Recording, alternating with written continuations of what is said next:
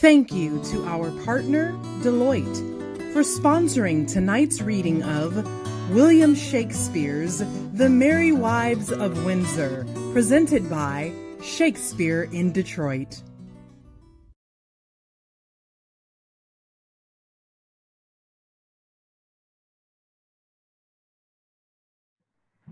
Hello, everyone. My name is Lionel Walsh, and I had the honor to be hired to direct Merry Wives of Windsor for Shakespeare in Detroit.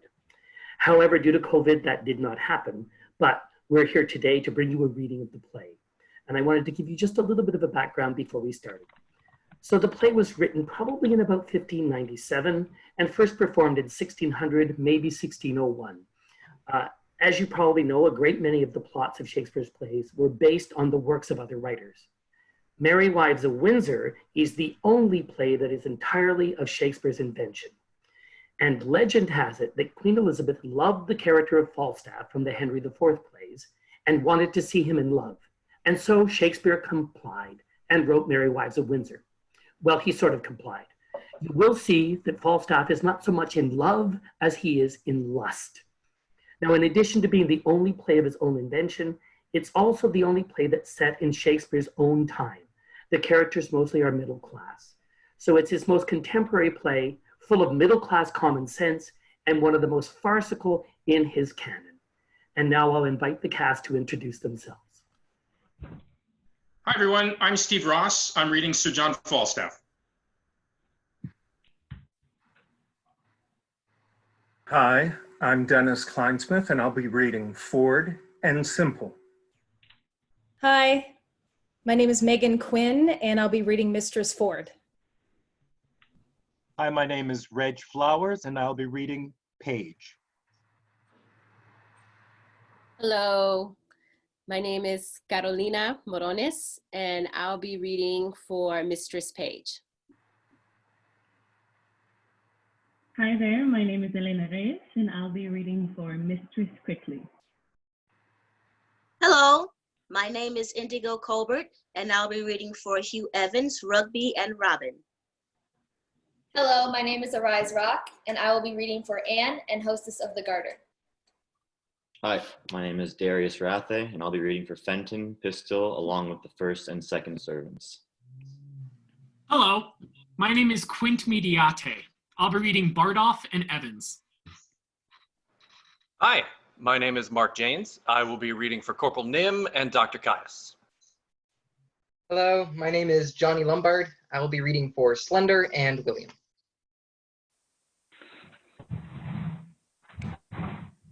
And good evening. My name is L. Peter Callender, and I will be reading Shallow. What ho! God bless your house here. Within. Who's there? Enter Page. Here's God's blessing and your friend, and Justice Shallow, and here young Master Slender, that peradventure shall tell you another tale if masters grow to your likings. I'm glad to see your worships well. I thank you for my venison, Master Shallow. Master Page, I am glad to see you. Much good do it your good heart. I wished your venison better. It was ill killed.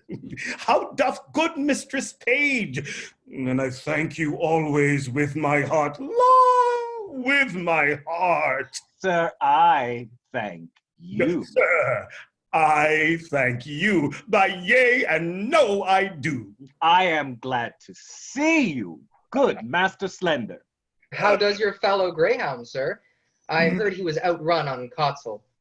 It could not be judged, sir. Enter Falstaff, Bardolph, Dim, and Pistol. Now, Master Shallow, you'll complain of me to the king? Knight, you have beaten my men, killed my deer, and broke open my lodge. I will answer it straight. I have done all this. That is now answered. The council shall know of this. Talk of arbor, Sir John, good words. Good warts, good cabbage. Slender, I broke your head. What matter have you against me? Marry, sir, I have matter in my head against you, and against your coney-catching rascals, Bardolph, Nym, and Pistol. How now, Mephistopheles? Pistol? He hears with ears. Pistol? Did you pick Master Slender's purse? Aye, by these gloves did he, for would I might never come in mine own great chamber again else. Is this true, Pistol? Word of denial. Froth and scum, thou liest. By these gloves, then, 'twas he. Be of eyes, sir, and past good humors. I will say merry trap with you if you run the nuthook's humor on me. That is the very note of it. Oh, by this hat, then. He in the red face had it. For though I cannot remember what I did when you made me drunk, yet I am not altogether an ass. What say you, Scarlet and John? Why, sir, for my part, I say the gentleman had drunk himself out of his 5 sentences. It is his 5 senses. 5, what the ignorance is. And being fat, sir, was, as they say, cashiered. Aye, you spake in Latin then too. But 'tis no matter. I'll ne'er be drunk whilst I live again, but in honest, civil, godly company. For this trick, if I be drunk, I'll be drunk with those that have the fear of God, and not with drunken knaves. So God urged me, that is a virtuous mind. You hear all these matters denied, gentlemen, you hear it. Enter and Page with wine, Mistress Ford and Mistress Page follow. Nay, daughter, carry the wine in. We'll drink within. Exit and Page. Oh, heaven. This is Mistress Anne Page. How now, Mistress Ford? Mistress Ford, by my troth, you are very well met by your leave, good mistress. Kisses her. Wife, bid these gentlemen welcome. Come, we have a hot venison pasty to dinner. Come, gentlemen, I hope we shall drink down all unkindness. Exeunt all except Shallow, Slender, and Sir Hugh Evans. I had rather than 40 shillings, I had my book of songs and sonnets here. Oh, Enter no! Simple. Simple! Where have you been? I must wait on myself, must I? Come, cuz. We stay for you. A word with you, cuz. Marry this, cuz. There is, as 'twere, a kind of tender made afar off by Sir Hugh here. Do you understand me? Aye, sir, you shall find me reasonable. Yeah. If it be so, I shall do that is reason. Nay, but understand me. So I do, sir. Give ear to his motions, Master Slender. I will description the matter of you, if you be of capacity of it. Nay, I will do as my cousin Shallow says. I pray you, pardon me. He's a justice of peace in his country, simple though I stand here. But that is not the question. The question is concerning your marriage. Aye, there's the point, sir. Marry is it, the very point of it, to Mistress Anne Page. Why, if it be so, I will marry her upon any reasonable demands. But can you, affectionate yeoman, let us command to know that of your mouth or of your lips, for divers philosophers hold the lips is the parcel of the mouth. Therefore, precisely, can you carry your good will to the maid? Cousin Abraham Slender, can you love her? I hope, sir, I will do as it shall become one that would do reason. Nay, God's lords and his ladies, you must speak positivo. If you can carry your desires towards her. That you must. Will you, upon good dowry, marry her? I will do a greater thing than that, upon your request, cousin, in any reason. Nay. Conceive me, sweet cuz. What I do is to pleasure you, cuz. Can you love the maid? I will marry her, sir, at your request. But if there be no great love in the beginning, yet heaven may decrease it upon better acquaintance. When we are married and have more occasion to know one another, I hope upon familiarity will grow more contempt. But if you say marry her, I will marry her, that I am freely dissolved and dissolutely. It is a very discretion answer. Save the fall is in the ort dissolutely. The ort is according to our meaning resolutely. His meaning is good. I think my cousin meant well. Aye, or else I might be hanged. Here comes fair Mistress Anne. Re-enter and page. Would I were young for your sake, Mistress Anne. The dinner is on the table. My father desires your worship's company. I will wait on him, fair Mistress Anne. Odds blessed will, I will not be absent at the grace. Exeunt Shallow and Sir Hugh Evans. Will't please your worship to come in, sir? No, I thank you. Forsooth, heartily, I am very well. The dinner attends you, sir. I am not hungry. I thank you, forsooth. I may not go in without your worship. They will not sit until you come. Faith, I'll eat nothing. I thank you as much as though I did. I pray you, sir, walk in. Enter page. Come, gentle Master Slender, come, we stay for you. I'll eat nothing. I thank you, sir. By cock and pie you shall not choose, sir. Come. Come. Nay, pray you, lead the way. Come on, sir. Mistress Anne, yourself shall go first. Oh, not I, sir. Pray you, keep on. I'll rather be unmannerly than troublesome. You do yourself wrong indeed. Ah. Exeunt. Scene 2, the same. Enter Sir Hugh Evans and Simple. Go your ways and ask for Dr. Caius's house, which is the way. And there dwells one mistress quickly, which is in the manner of his nurse, or his dry nurse, or his cook, or his laundry, his washer, and his ringer. Well, sir. Nay, it is a better yet. Give her this letter, for it is a omen that's altogether his acquaintance with mistress and page, and the letter is to desire and require her to solicit your master's desires to mistress and page. I pray you, be gone. I will make an end of my dinner. Exeunt. Scene 3, a room in the Garter Inn.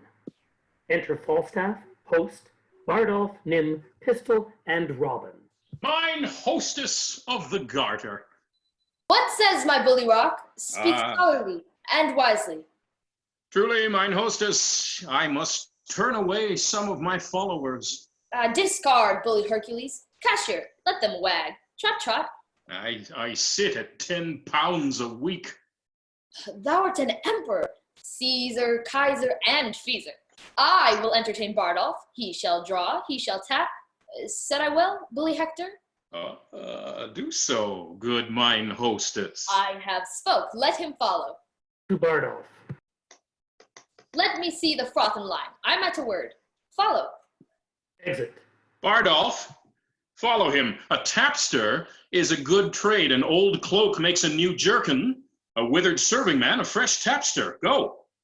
Adieu. It is a life that I have desired. I will thrive. Base Hungarian wight will doubt the spigot wield. Exit Bardolph. He was gotten in drink. Is not the humor conceited? Which of you know Ford of this town? I ken the wight. He is of substance good. My honest lad, I will tell you what I am about. 2 yards and more. No quips now, Pistol. Indeed, I am in the waist, 2 yards about, but I am now about no waste. I am about thrift. I do mean to make love to Ford's wife. I spy entertainment in her. She discourses, she carves, she gives the leer of invitation. I can construe the action of her familiar style, and the hardest voice of her behavior, to be English rightly, is, I am Sir John Falstaff's. He hath studied her will, and translated her will out of honesty into English. The anchor is deep. Will that humor pass? Now, the report goes, she has all the rule of her husband's purse. He hath a legion of angels. As many devils entertain, and to her boy say I. The humor rises, it is good. Humor me the angels. I have written me here a letter to her, and here another to Page's wife, who even now gave me good eyes too. I examined my parts with most judicious oilades. Sometimes the beam of her view gilded my foot, sometimes my portly belly.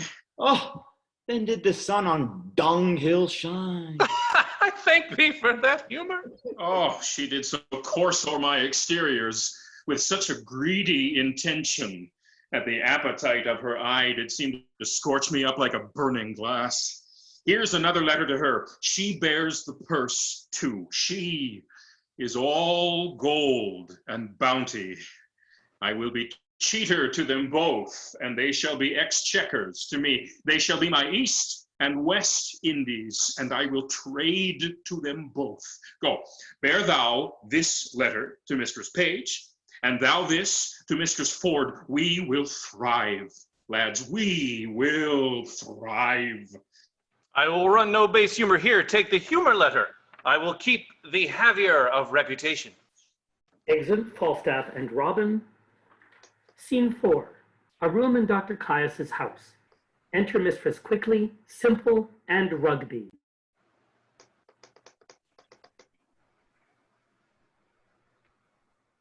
Peter Simple is my name, I for fault of a better. And Master Slender's your master. Aye, forsooth. Does he not wear a great round beard like a glover's paring knife? No, forsooth, he hath but a little wee face, with a little yellow beard, a cane-coloured beard. A softly sprited man, is he not? Aye, forsooth, but he is as tall a man of his hands as any in between this and his head. He hath fought with a warrener. How say you? Oh, I should remember him. Does he not hold up his head, as it were, and strut in his gait? Yes, indeed does he. Well, heaven send Anne Page no worse fortune. Tell Master Parson Evans I will do what I can for your master. Anne is a good girl. Re-enter Rugby. Out, alas, here comes my master. We shall all be sent. Run in here, good young man. Go into the closet. He will not stay long. Shut Simple in the closet. What, John Rugby? John! What, John, I say? Go, John, go inquire for my master. I doubt he be not well, that he comes not home. Singing. And down, down, down. Enter Dr. Caius. What's this you sing? I do not like these toys. Pray you, go and fetch me in my closet une bouteille verte. A box, a green box. Do you intend what I speak? A green box. Aye, forsooth, I'll fetch it to you. Aside. I am glad he went not in himself. If he had found the young man, he would have been horn mad. Fait, ma foi, il fait sure de jamais avec la croix, la grande affaire. Is it this, sir? Ouais. Le haut mon pocket, dépêche quickly. Where is the knave Rugby? What, John Rugby? John! Here, sir. You are Jean Rugby and you are Jacques Rugby. Come, take your rapier and come after my heel to the court. 'Tis ready, sir. Here in the porch. By my throat, I tarry too long, odds me, there is some simples in my closet that I will not for the world, I shall leave behind. Aye, me, he'll find the young man here and be mad. Diable! Diable! What is in my closet? Villain! Larron! Bring Simple out. Rugby! My rapier! Good master, be content. Wherefore shall I be content? The young man is an honest man. What shall the honest man do in my closet? There is no honest man that shall come in my closet. I beseech you, be not so phlegmatic. Hear the truth of it. He came of an errand to me from Parson Hugh. Well? Aye, forsooth, to desire her to... Peace, I pray you. Peace your tongue. Speak your tale. To desire this honest gentlewoman, your maid, to speak a good word to Mistress Anne Page for my master in the way of marriage. This is all, indeed, la, but I'll ne'er put my finger in the fire, and need not. Sir, you, send you? Rugby, bail me some pepper, tarry you a little while. Aside to simple. I am glad he is so quiet. If he had been thoroughly moved, you should have heard him so loud and so melancholy. But notwithstanding, man, I'll do you, your master, what good I can. And the very yea and the no is. The French doctor, my master, I may call him my master, look you, for I keep his house, and I wash, wring, brew, bake, scour, dress, meat, and drink, make the beds, and do all myself. 'Tis a great charge to come under one body's hand. Aside to simple. Are you advised of that? You shall find it a great charge, and be up early and down late. But notwithstanding, to tell you in your ear, I would have no work of it. My master himself is in love with Mistress Anne Page. But notwithstanding that, I know Anne's mind, that neither here nor there. You, Jacques-Neppe, give this letter to Sir Hugh. By Garter, it is a challenge. I will cut his throat in the park, and I will teach Escurve Jacques-Neppe prays to meddle or make. You may be gone. It is no good to tarry here. By Garter, I will cut all his 2 stones. By Garter, he shall not have a stone to throw at his dog. Exit simple. Alas, he speaks but for his friend. It is no matter of that. Do not you tell me that I shall have Anne Page for myself. By God, I will kill the Jacques priest, and I have appointed my host of the Jartir to measure our weapon. By God, I will myself have Anne Page. So the maid loves you, and all shall be well. We must give folks leave to prate. What's the good? Rugby, come to the court with me, by God. If I have not Anne Page, I shall turn your head out of my door. Follow my heels, Rugby. Exeunt Dr. Caius and Rugby. You shall have an fool's head of your own. No, I know Anne's mind for that. Never a woman in Windsor knows more of Anne's mind than I do. Nor can do more than I do with her, I thank heaven. Within. Who's within there? Ho! Who's there, I trow? Come near the house, I pray you. Enter Fenton. How now, good woman? How dost thou? The better that it pleases your good worship to ask. What news? How does pretty Mistress Anne? In truth, sir, she is pretty and honest and gentle, and one that is your friend. I can tell you that, by the way, I praise heaven for it. Shall I do any good, thinkest thou? Shall I not lose my suit? Troth, sir, all is in his hands above, but notwithstanding, Master Fenton, I'll be sworn on a book. She loves you. Well, I shall see her today. Hold! There's money for thee. Let me have thy voice in my behalf. If thou seest her before me, commend me. Will I? To face, that we will. Well, farewell. I am in great haste now. Farewell to your worship. Exit Fenton. Truly, an honest gentleman. But Anne loves him not, for I know Anne's mind as well as another does. Out upon it, what have I forgot? Exit. Act 2, Scene 1, before Page's house.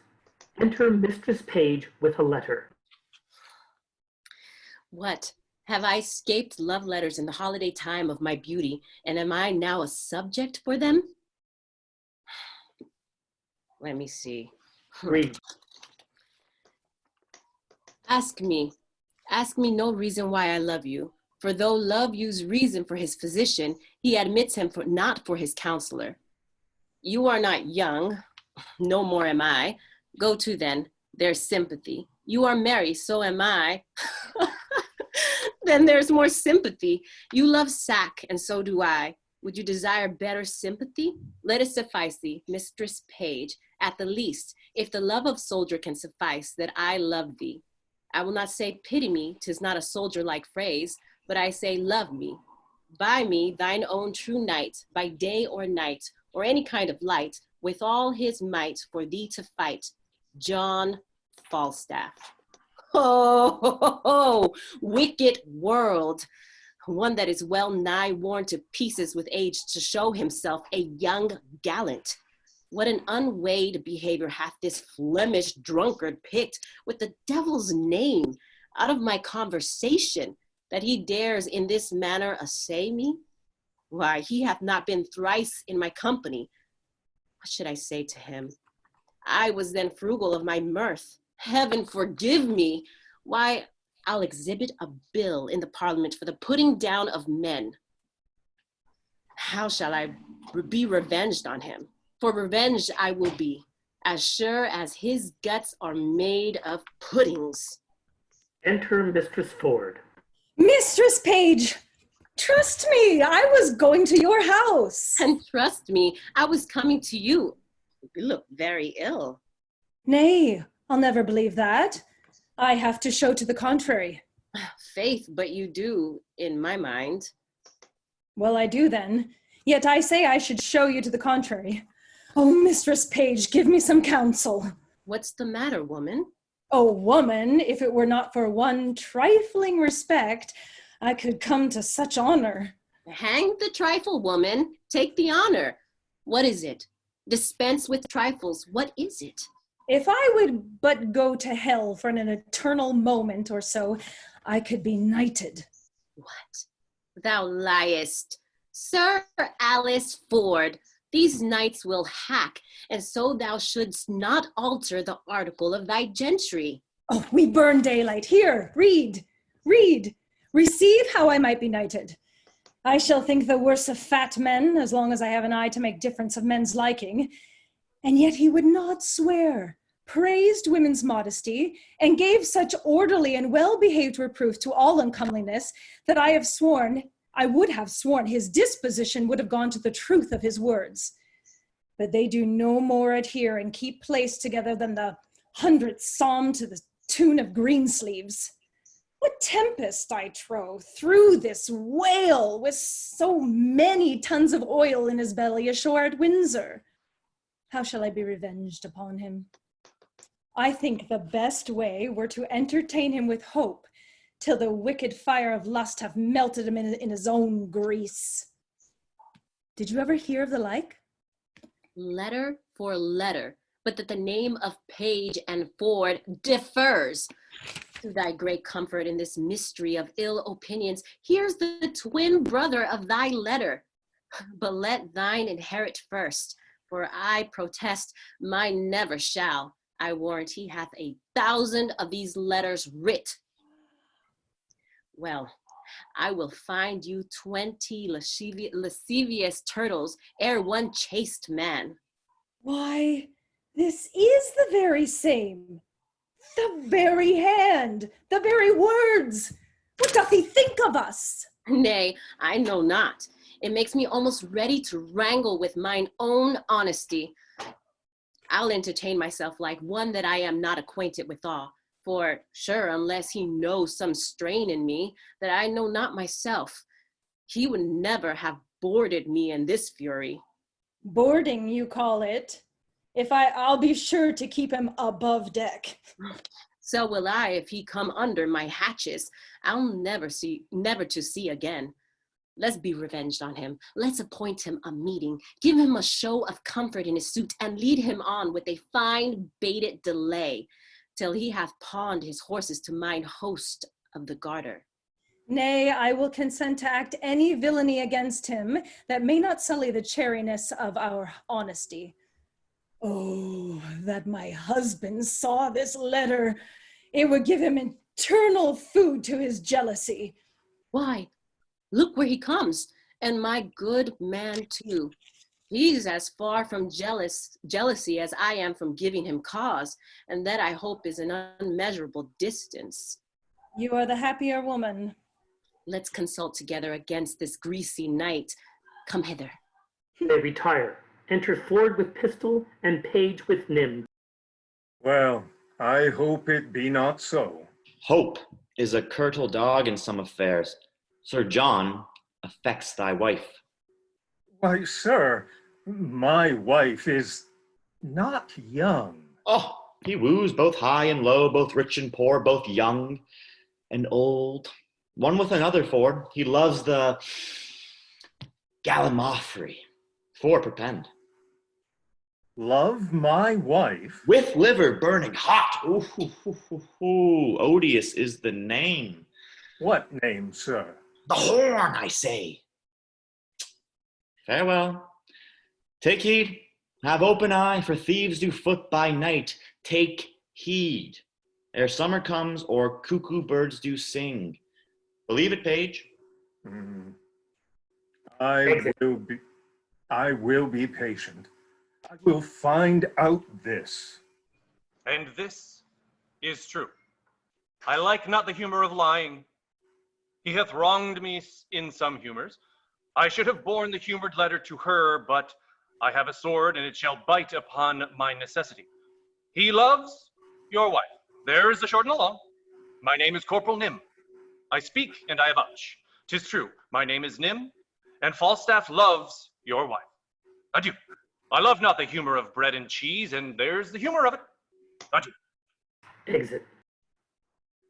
I will seek out Falstaff. I have never heard such a drawling, affecting rogue. Well, if I do find it, well. I will not believe him, though the priest of the town commended him for a true man. Was a good, sensible fellow. Well. How now? Meg! Mistress Page and Mistress Ford come forward. Whither go you, George? Hark you. How now, sweet Frank? Why art thou melancholy? Melancholy? I am not melancholy. Get you home. Go. Faith, thou hast some crotchets in thy head. Now, will you go, Mistress Page? Have with you. You'll come to dinner, George. Aside to Mistress Ford. Look who comes yonder. She shall be our messenger to this paltry night. Trust Aside me. to Mrs. Page. Trust me, I thought on her. She'll fit it. Enter Mistress quickly. You are come to see my daughter, Anne? Aye, forsooth, and I pray how good, Mistress Anne? Go in with us and see. We have an hour's talk with you. Soon, Mistress Page, Mistress Ford, and Mistress Quickly. How now, Master Ford? You heard what this knave told me, did you not? Yes, and you heard what he told me. Do you think there is truth in him?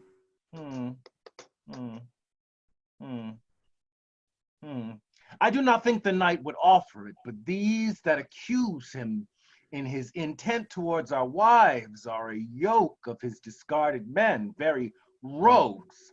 Now they be out of service. I like it never the better for that. Does he lie at the Garter? Aye, marry, does he?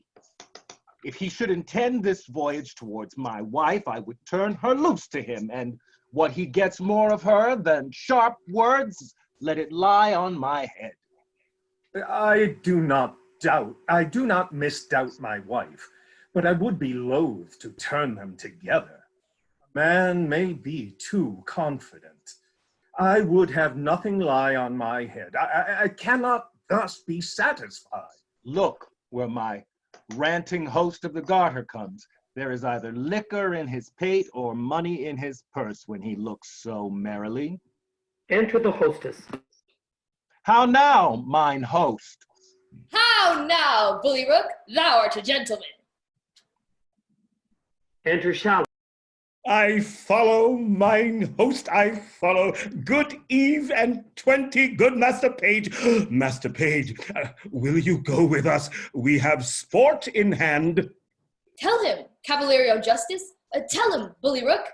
Sir, there is a fray to be fought between Sir Hugh and Caius, the French doctor.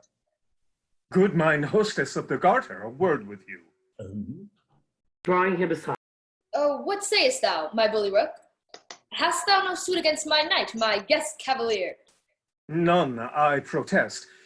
But I'll give you a pottle of burnt sack to give me recourse to him, and tell him my name is Brooke, only for a jest. My hand, bully, thou shalt have egress and regress. Said I well? And thy name shall be Brooke. It is a merry night. Here, boys, here. Shall we wag? Have with you. I would rather hear them scold than fight.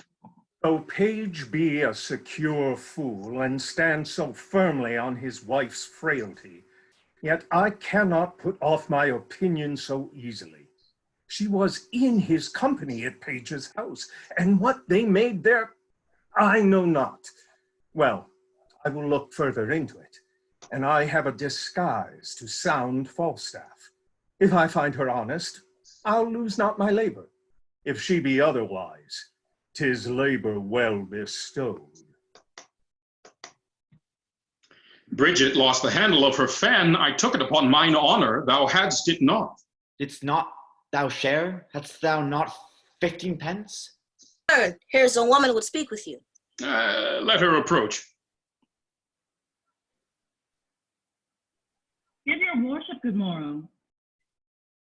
Good morrow, good wife. Not so, aunt, please, your worship. Good maid, then.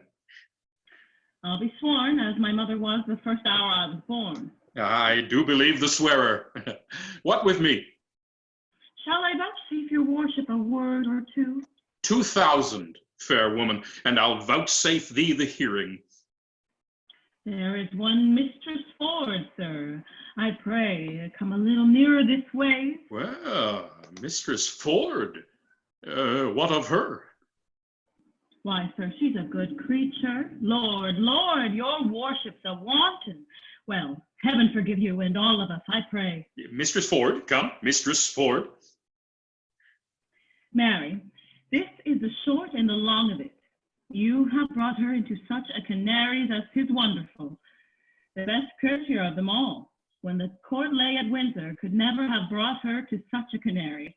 Yet there have been knights and lords and gentlemen with their coaches, I warrant you, coach after coach, letter after letter, gift after gift, smelling so sweetly, oh, musk and so rustling, I warrant you, in silk and gold, and in such elegant terms, and in such wine and sugar of the best and the fairest that would have won any woman's heart. And I warrant you, they could never get an eye wink of her.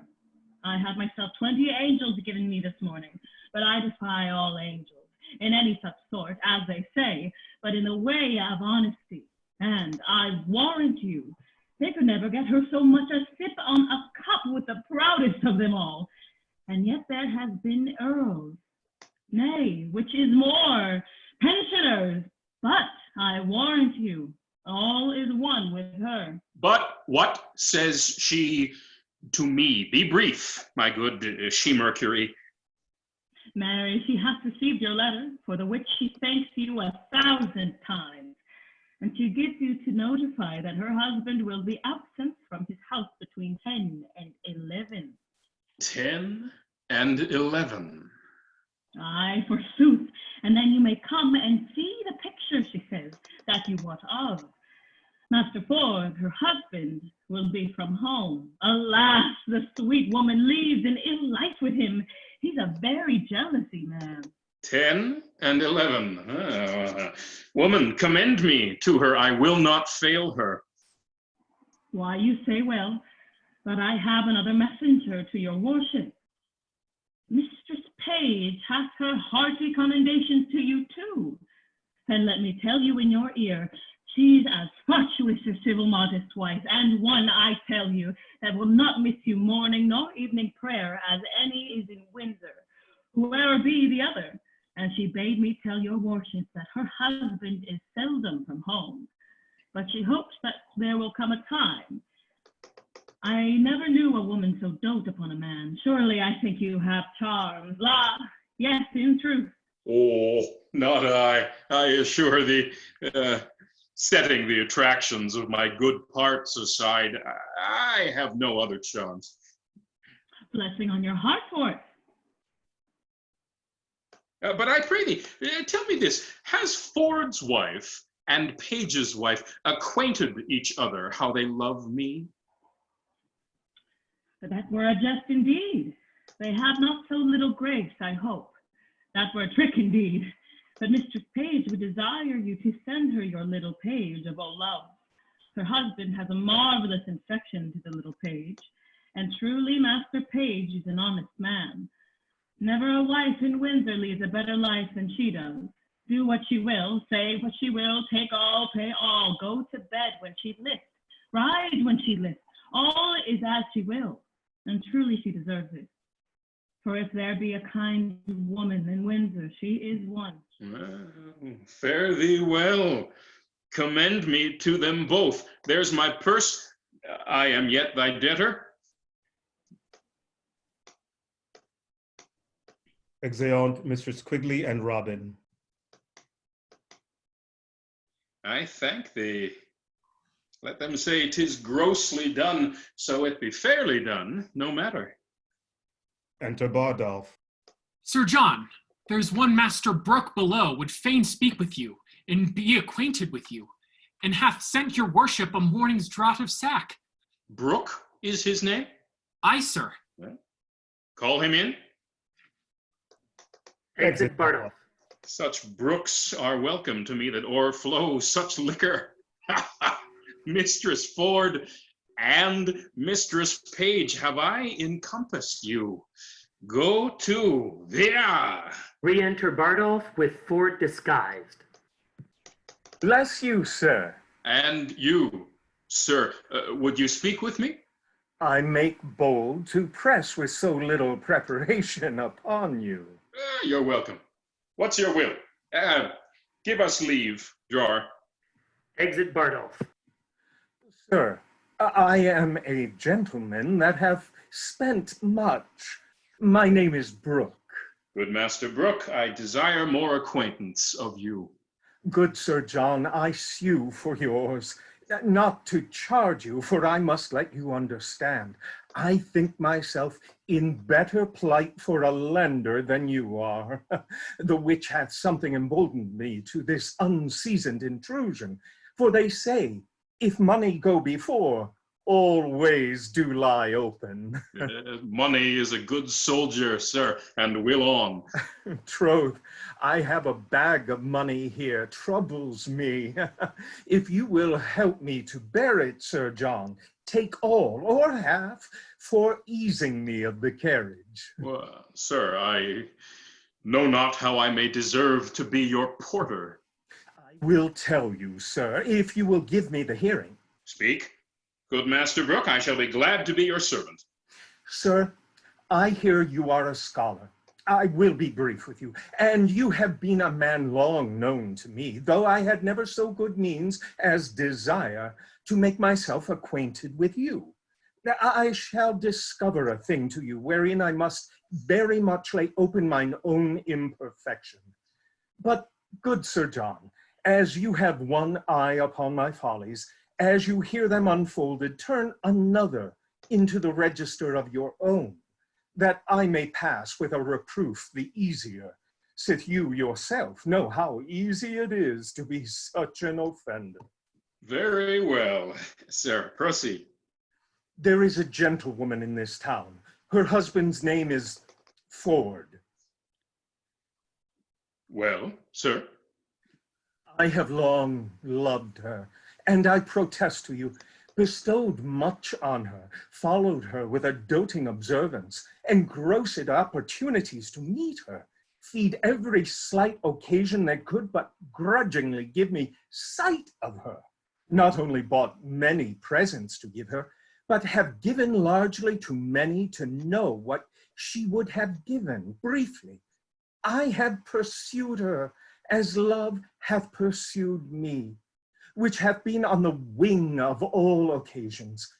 But whatsoever I have merited, either in my mind or in my means, a meed, I am sure I have received none, unless experience be a jewel that I have purchased at an infinite rate, and that hath taught me to say this: love, like a shadow, flies when substance love pursues, pursuing that flies, and flying what pursues. Have you received no promise of satisfaction at her hands? Never. Have you importuned her to such a purpose? Never.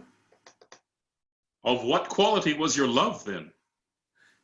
Like a fair house built on another man's ground, so that I have lost my edifice by mistaking the place where I erected it. To what purpose have you unfolded this to me? When I have told you that, I have told you all. Some say that though she appear honest to me, yet in other places she enlargeth her mirth so far that there is shrewd construction made of her. Now, Sir John, here is the heart of my purpose. You are a gentleman of excellent breeding, admirable discourse, of great admittance, authentic in your place and person, generally allowed for your many warlike, court-like, and learned preparations. Oh, sir. Believe it, for you know it. There is money. Spend it. Spend it. Spend more. Spend all I have. Only gives me so much of your time in exchange of it as to lay an amiable siege to the honesty of this Ford's wife. Use your art of wooing. Win her to consent to you. If any man may, you may as soon as any. Would it apply well to the vehemency of your affection that I should win what you would enjoy? Methinks you prescribe to yourself very preposterously. Oh, understand my drift. She dwells so securely on the excellence of her honor that the folly of my soul dares not present itself. She is too bright to be looked against. Now, I could come to her with any detection in my hand, my desires had instance and argument to commend themselves. I could drive her then from the ward of her purity, her reputation, her marriage vow, and 1,000 other her defenses, which now are too strongly embattled against me. What say you to it, Sir John? Master Brooke, I will first make bold with your money. Next, give me your hand. And last, as I am a gentleman, you shall, if you will, enjoy Ford's wife. Oh, good sir. I say you shall. Want no money, Sir John, you shall want none. Want no Mistress Ford, Master Brooke, you shall want none. I shall be with her, I may tell you, by her own appointment. Even as you came into me, her assistant or go-between parted from me. I say I shall be with her between 10 and 11, for at that time the jealous rascally knave, her husband, will be forth. Come you to me at night, you shall know how I speed. I am blessed in your acquaintance. Do you know Ford, sir? Ah, hang him, poor cuckoldly knave. I know him not, yet I wrong him to call him poor. They say the jealous wittly knave hath masses of money, for the which his wife seems to me well favored. I will use her as the key of the cuckoldly rogue's coffer, and there's my harvest home. I would you knew, Ford, sir, that you might avoid him if you saw him. Hang him, mechanical salt butter rogue. I will stare him out of his wits. I will awe him with my cudgel. It shall hang like a meteor or the cuckold's horns. Master Brooke, thou shalt know I will predominate over the peasant, and thou shalt lie with his wife. Come to me soon at night. Ford's a knave, and I will aggravate his style. Thou, Master Brooke, shall know him for knave and cuckold. Come to me soon at night. Exit Falstaff. What a damned Epicurean rascal is this? My heart is ready to crack with impatience. Who says this is improvident jealousy? My wife hath sent to him. The hour is fixed, the match is made. Would any man have thought this? See the hell of having a false woman. My bed shall be abused, my coffers ransacked, my reputation gnawn at, and I shall not only receive this villainous wrong, but stand under the adoption of abominable terms, and by him that does me this wrong, terms, names, Mammon sounds well, Lucifer well, Barbason well, yet they are devil's additions, the names of fiends. But cuckold, Whittle, cuckold, the devil himself hath not such a name. Page is an ass, a secure ass. He will trust his wife. He will not be jealous. I will rather trust a Fleming with my butter, Parson Hugh the Welshman with my cheese, an Irishman with my aquavitae bottle, or a thief to walk my ambling gelding than my wife with herself. Then she plots, then she ruminates, then she devises, and what they think in their hearts they may effect. They will break their hearts, but they will effect. God be praised for my jealousy. 11 o'clock the hour. I will prevent this, detect my wife, be revenged on Falstaff, and laugh at Page. I will about it. Better 3 hours too soon than a minute too late. Fie, cuckold, cuckold, cuckold! Exit Ford. Scene 3. A field near Windsor. Enter Hostess, Shallow, Slender, and Page. Bless thee, bully doctor! Save you, Master Dr. Caius. Now, good Master Doctor. Give you good morrow, sir. What be all you 1, 2, 3, 4 come for? To see thee fight, to see thee foin, to see thee traverse, to see thee here, to see thee there, to see thee pass thy punto, thy stock, thy reverse, thy distance, thy montant. Is he dead, my Ethiopian? Is he dead, my Francisco? Ha, bully! What says my Escupulus, my Galen, my heart of elder? Ha! Is he dead, bully stale? Is he dead? By gar, he is the coward Jacques Priest of the world. He is not show his face. Thou art a Castilian King Urinal, Hector of Greece, my boy. I pray you, bear witness that me have stay 6 or 7, 2, 3 hours for him, and he is no come. He is the wiser man, Master Doctor. He is a curer of souls, and you a curer of bodies. If you should fight, you go against the hair of your professions. Is it not true, Master Page? Master Shallow, you have yourself been a great fighter, though now a man of peace. Oh, Bodykins, Master Page, though I now be old and of the peace, if I see a sword out my finger, itches to make one. Though we are justices and doctors and churchmen, Master Page, we have some salt of our youth in us. We are the sons of women, Master Page. 'Tis true, Master Shallow. It will be found so, Master Page.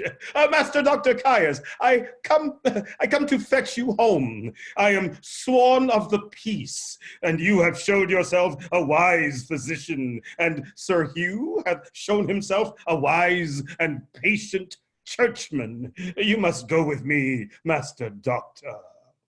Pardon, guest justice. A word, Monsieur Mockwater. Mockwater? What is that?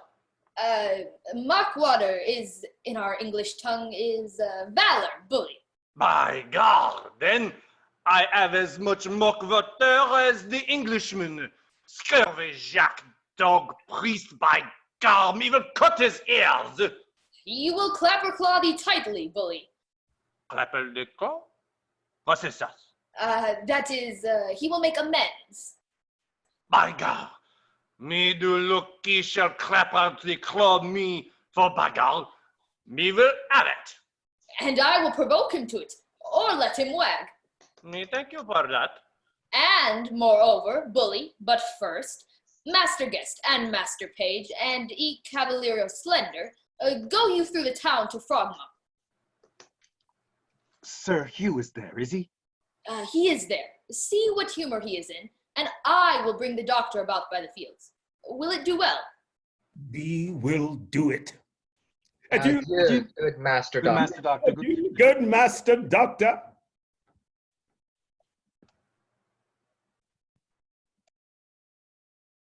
By God, me will kill the priest, for he speaketh for a jacanep to Anpage. Let him die. Sheathe thy impatience. Throw cold water on thy color. Go about the fields with me, through Frogmore. I will bring thee where Mistress and Pages, at a farmhouse, a feasting, and thou shalt woo her. Cried I aim. Said I well? By God, me thank you for that. By God, I love you, and I shall procure you the good guest, the earl, the knight, the lord, the gentleman, my patience. For the which I will be thy adversary toward Anne Page. Said I well? By God, this good, well said. Let us wag then. Come at my ears, Jacques Rugby. Exeunt. Act 3, Scene 1. A field near Frogmore. Enter Sir Hugh Evans and Simple. I pray you now, good Master Slender serving man, a friend Simple by your name, which way have you looked at for Master Caius that calls himself Doctor of Physique? Marry, sir, the Pity Ward, the Park Ward, every way, Old Windsor way, and every way but the town way. I most vehemently desire you will also look that way. I will, sir. Exit. Bless my soul, how full of callers I am, and trembling of mind. I shall be glad if he have deceived me. How melancholy I am. I will knock his urinals about his knaves casted when I have good opportunities for the orc. Bless my soul. To shallow rivers, to whose falls melodious birds sings madrigals. There we will make our beds and roses and 1,000 fragrant posies. To shallow, mercy on me, I have a great dispositions to cry. Melodious birds sing madrigals when as I sat in Papillon and 1,000 fragrant posies to shallow and sea. Re-enter Simple. Yonder he is coming this way, Sir Hugh. He's welcome. Sings. To shallow rivers to whose falls heaven prosper the right. What weapons is he? Oh, no weapons, sir. There comes my master, Master Shallow, and another gentleman from Frogmore, over the stile this way.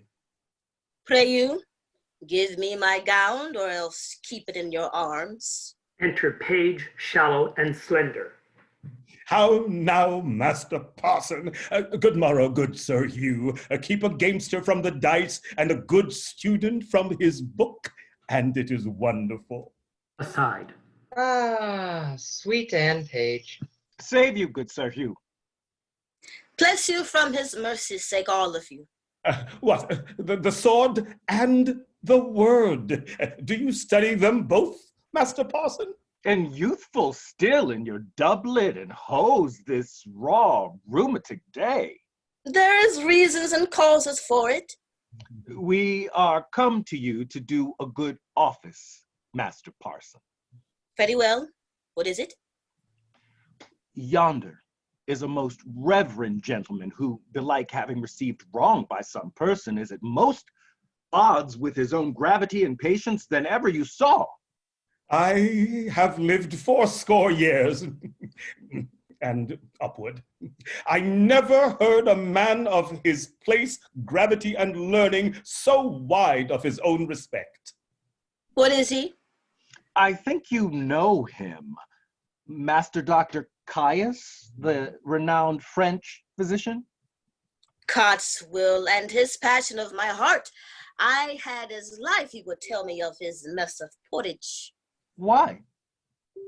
He has no more knowledge in Hippocrates and Galen, and he is a knave besides, a cowardly knave, as you would desire to be acquainted with him. I warrant you, he's the man should fight with him. Oh, sweet Anne Page. It appears so by his weapons. Keep them asunder. Here comes Dr. Caius. Nay, good host, Caius and Rugby. Nay, good Master Parson, keep in your weapon. So do you, good Master Doctor. Disarm them and let them question. Let them keep their limbs whole and hack our English. I pray you, let me speak a word with your ear.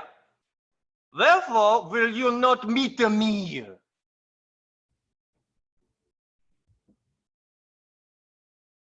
Pray you, give your patience in good time.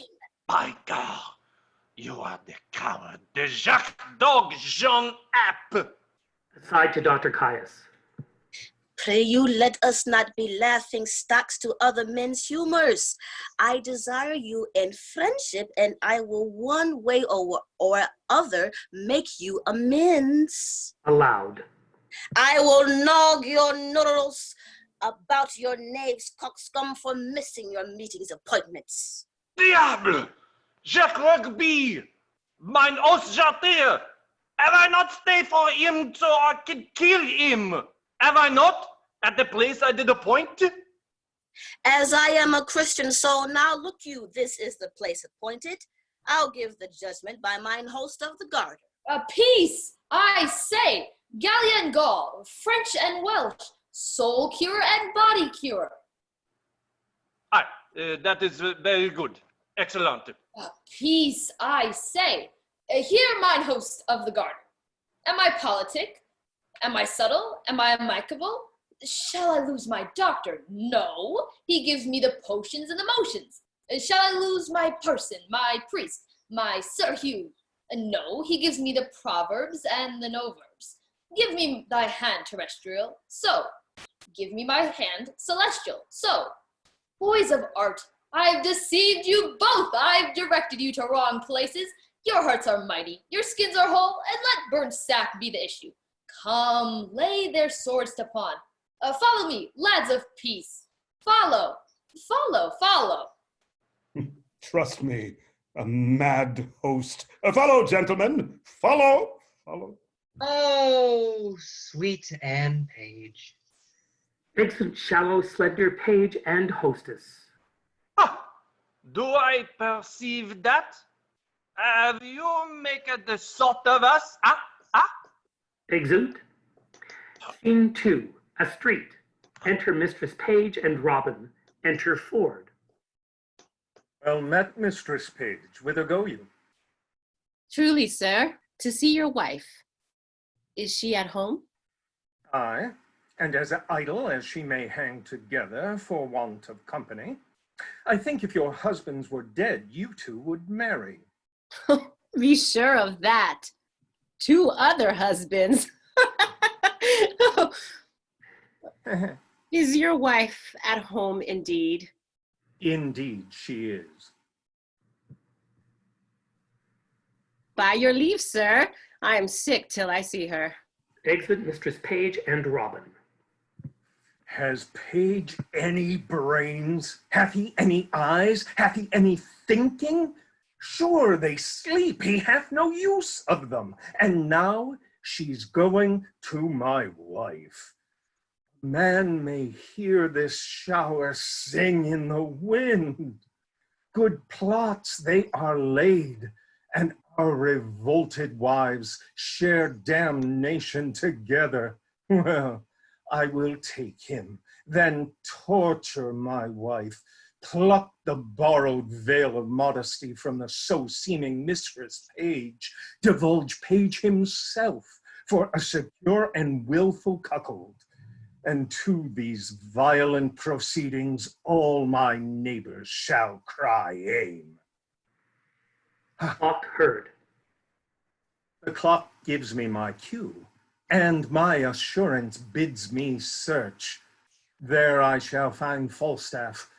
I shall be rather praised for this than mocked, for it is as positive as the earth is firm that Falstaff is there. I will go. Exit Page, Shallow, Slender, Hostess, Sir Hugh Evans, Dr. Caius. Well met. Well met, Master Ford. Master Ford. Trust me, a good knot. I have good cheer at home, and I pray you all go with me. I must excuse myself, Master Ford. And so must I, sir. We have appointed to dine with Mistress Anne, and I would not break with her for more money than I'll speak of. We have lingered about a match between Anne Page and my cousin Slender, and this day we shall have our answer. I hope I have your goodwill, Father Page. You have, Master Slender, and I stand wholly for you, but my wife, Master Doctor, is for you altogether. Aye, Big Al. And the maid is a love of me. My nurse should quickly tell me so much. What say you to young Master Fenton? He capers, he dances, he has eyes of youth. He writes verses, he speaks holiday, he smells April and May. He will carry it. 'Tis in his buttons, he will carry it. Not by my consent, I promise you. The gentleman is of no having. He kept company with the wild prince and pawns. He is of too high a region. He knows too much. No, he shall not knit a knot in his fortunes with the finger of my substance. If he take her, let him take her simply. The wealth I have waits on my consent, and my consent goes not that way. I beseech you heartily, some of you go home with me to dinner. Besides your cheer, you shall have sport. I will show you a monster. Master Doctor, you shall go, so shall you, Master Page, and you, Sir Hugh. Well, fare you well. We shall have the freer wooing at Master Page's. Exit Shallow and Slender. Go home, Jacques Rugby. I come anon. Exit Rugby. Farewell, my hearts. I will to my honest knight Falstaff and drink canary with him. Exit. I think I shall drink in pipe wine first with him. I'll make him dance.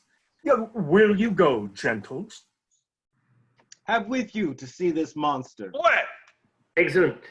Scene 3. A room in Ford's house. Enter Mistress Ford and Mistress Page. What, John?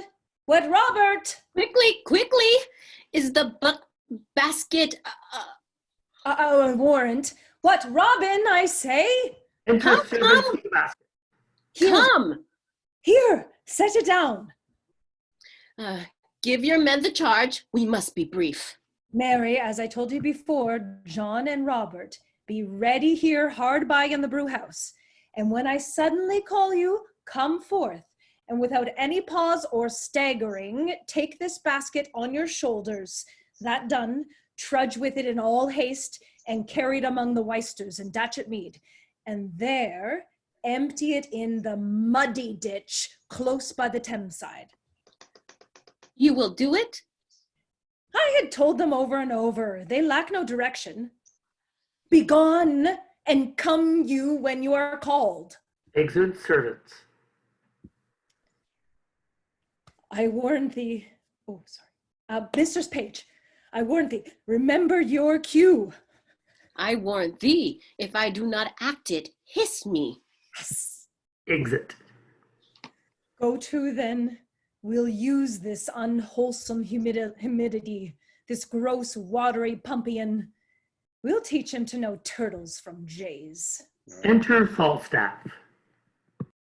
Have I caught thee, my heavenly jewel? Why now let me die, for I have lived long enough. This is the period of my ambition. Oh, this blessed hour. Oh, sweet Sir John. Mistress Ford, I cannot cog, I cannot prate. Mistress Ford, now shall I sin in my wish. I would thy husband were dead. I'll speak it before the best Lord. I would make thee my lady. Aye, your lady, Sir John. Alas, I should be a pitiful lady.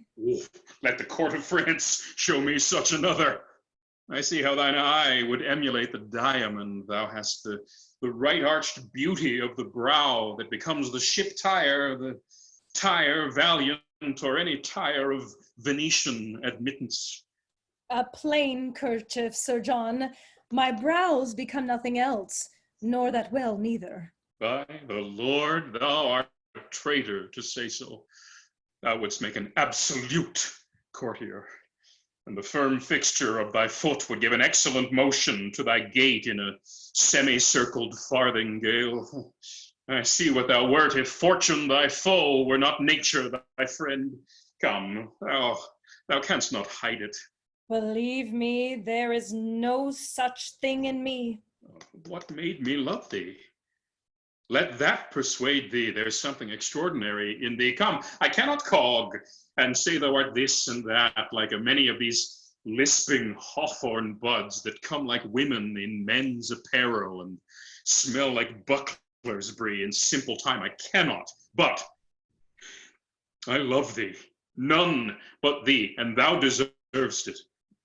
Do not betray me, sir. I fear you love Mistress Page. Thou mightst as well say I love to walk by the counter gate, which is as hateful to me as the reek of a lime kiln. Well, heaven knows how I love you, and you shall one day find it. Keep in that mind, I'll deserve it. Nay, I must tell you, so you do, or else I could not be in that mind. She shall not see me. I will ensconce me behind the arras. Pray you do so. She's a very tattling woman. Falstaff hides himself. Re-enter Mistress Page and Robin. What's the matter? How now? Oh, Mistress Ford, what have you done? You're shamed. You're overthrown. You're undone forever. What's the matter, good Mistress Page? Oh, well a day, Mistress Ford, having an honest man to your husband to give him such cause of suspicion. What cause of suspicion? What cause of suspicion? Out upon you. How am I mistook in you? Why, alas, what's the matter? Your husband's coming hither, woman, with all the officers in Windsor to search for a gentleman that he says is here now in the house by your consent, to take an ill advantage of his absence. You are undone. 'Tis not so, I hope. Pray heaven it be not so, that you have such a man here. But 'tis most certain your husband's coming, with half Windsor at his heels, to search for such a one. Come before to tell you, if you know yourself clear, why, I am glad of it. But if you have a friend here, convey him out. Be not amazed. Call your senses to you, defend your reputation, or bid farewell to your good life forever. What shall I do? There is a gentleman, my dear friend, and I fear not mine own shame so much as his peril. I'd rather £1,000 he were out of the house. For shame! Never stand you had rather. Your husband's here at hand. Bethink of some conveyance in the house. You cannot hide him. Oh, have you deceived me? Look, here is a basket. If he be of any reasonable stature, he may creep in here and throw foul linen upon him, as if it were going to bucking, or is whitening time, or send him by your 2 men to Datchet Mead. He's too big to go in there. What shall I do? Let me see it. Let me see it. Oh, let me see it. Eileen, follow your friend's counsel. Eileen.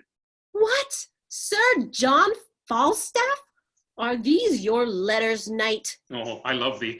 Help me away. Let me not creep in here. Let me creep in here. I'll never... Gets into the basket. They cover him with foul linen. Call your men, Mistress Ford, you dissembling knight. What? John! Robert! John!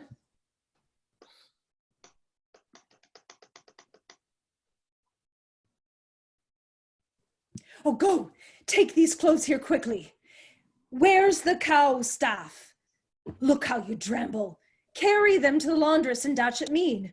Come, quickly! Enter Ford, Page, Dr. Caius, and Sir Hugh Evans. Pray you, come near. If I suspect without cause, why then make sport at me? Then let me be your jest. I deserve it. How now? Whither bear you this? To the laundress, forsooth. Why, what have you to do whither they bear it?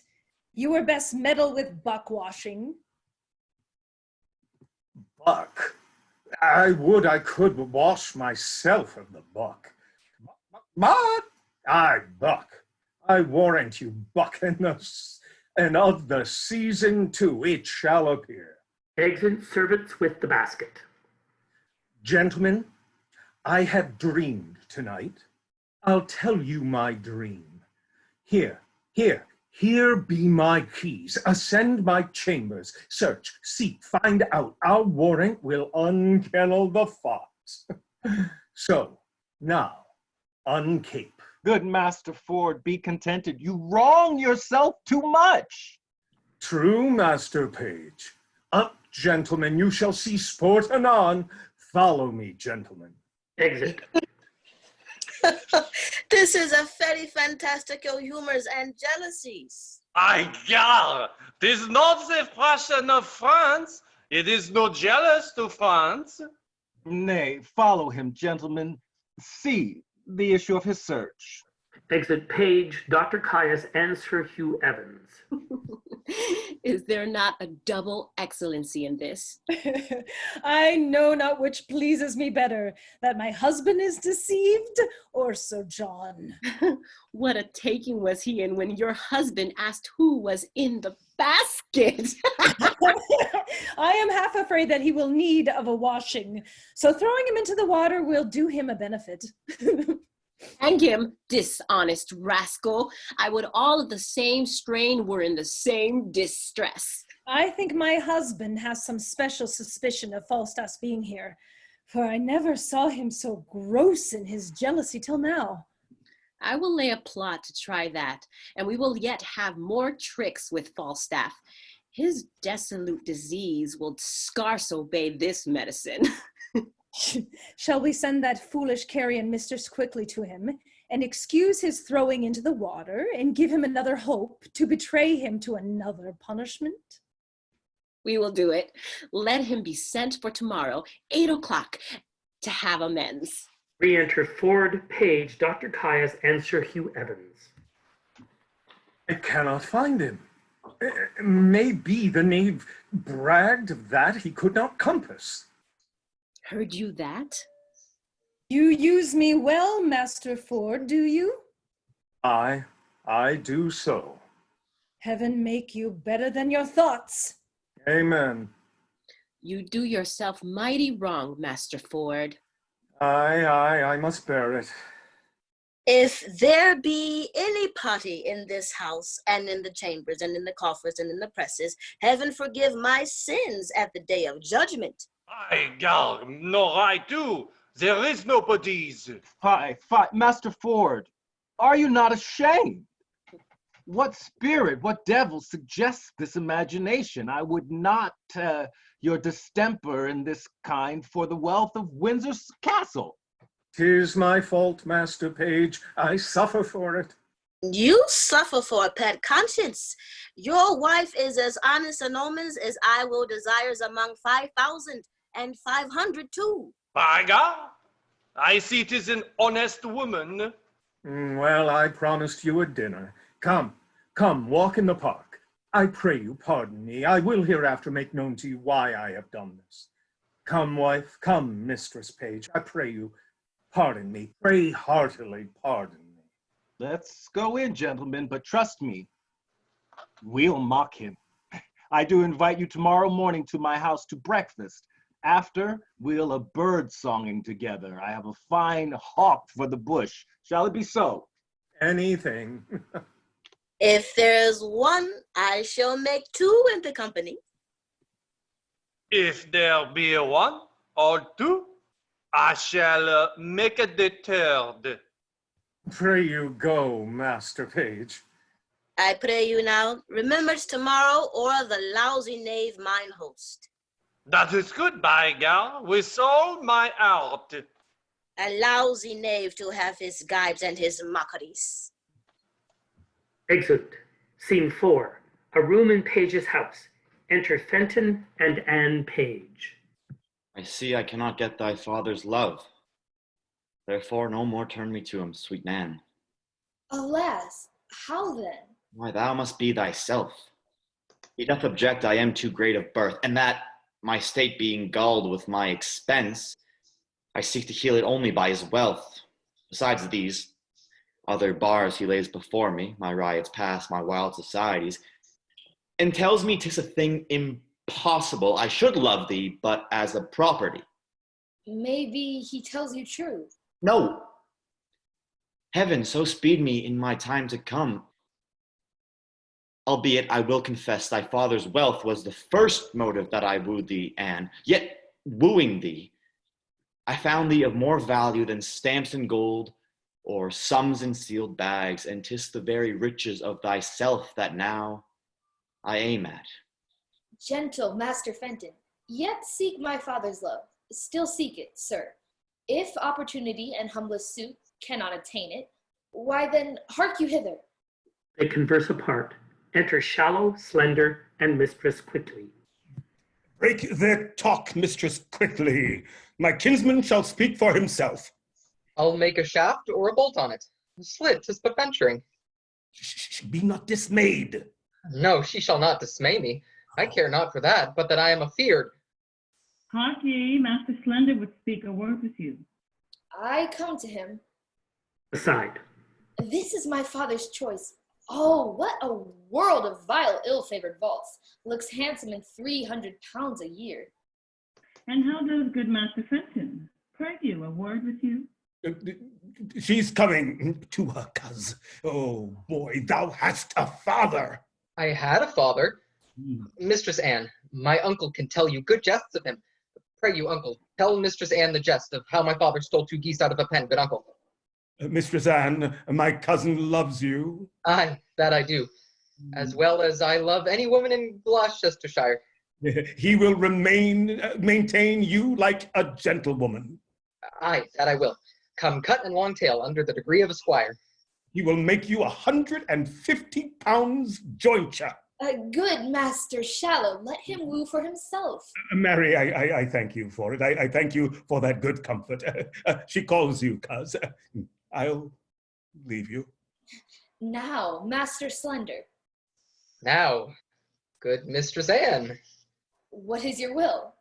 My will? Odds heartling, that's a pretty jest indeed. I ne'er made my will yet, thank heaven. I am not such a sickly creature, I give heaven praise.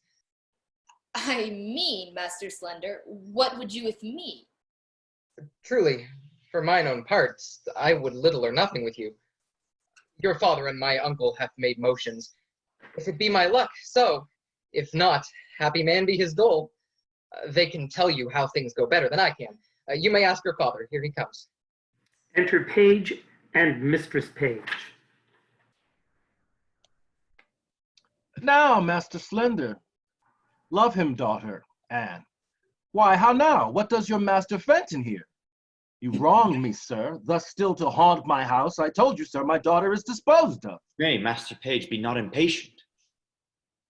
Good Master Fenton, come not to my child. She is no match for you. Sir, will you hear me? No, good Master Fenton. Come, Master Shallow. Come, son Slender, in. Knowing my mind, you wrong me, Mr. Fenton. Exit Page, Shallow, and Slender. Speak to Mistress Page.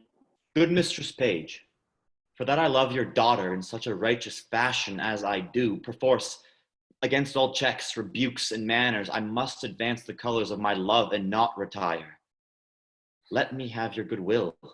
Good mother, do not marry me to yon fool. I mean it not. I seek you a better husband. That's my master, Master Doctor. Alas, I had rather be set quick in the earth and boiled to death with turnips. Come, trouble not yourself. Good Master Fenton, I will not be your friend nor enemy. My daughter will I question how she loves you, and as I find her, so am I affected.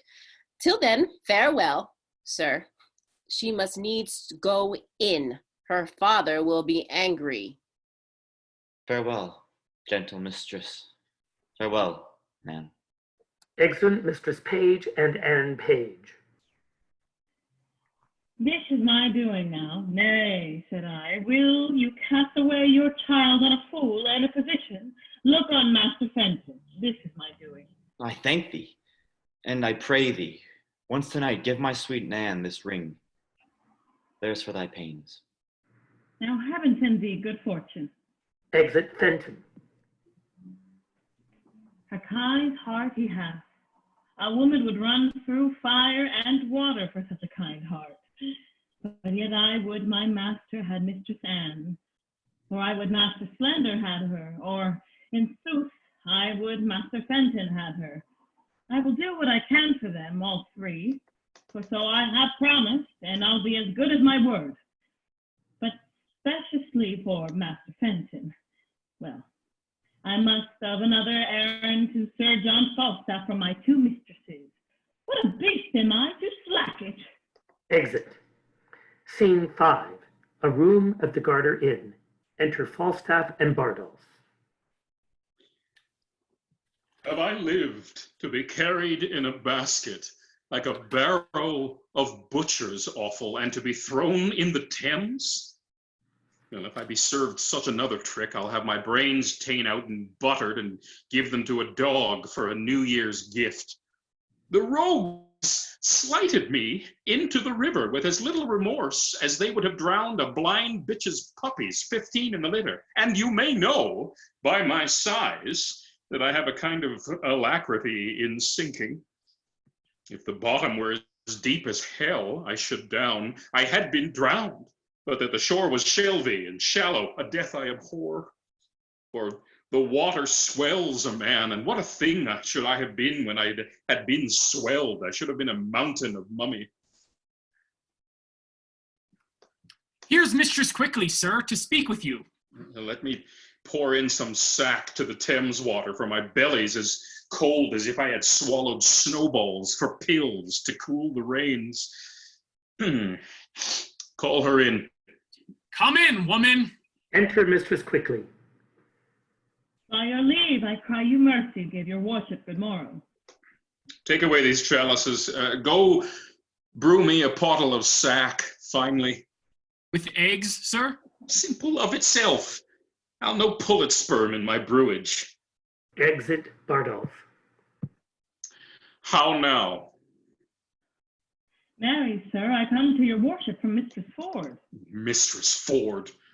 I have had Ford enough. I was thrown into the Ford. I have my belly full of Ford.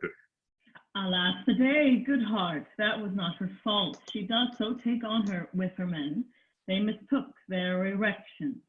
So did I mine, to build upon a foolish woman's promise. Well, she laments, sir, for it, that it would yearn your heart to see it. Her husband goes this morning a birding. She desires you once more to come to her between 8 and 9. I must carry her word quickly. She'll make you amends, I warrant you. Well, I will visit her, tell her so, and bid her think what a man is. Let her consider his frailty, and then judge of my merit. I will tell her. Do so. Between 9 and 10, sayest thou? 8 and 9, sir.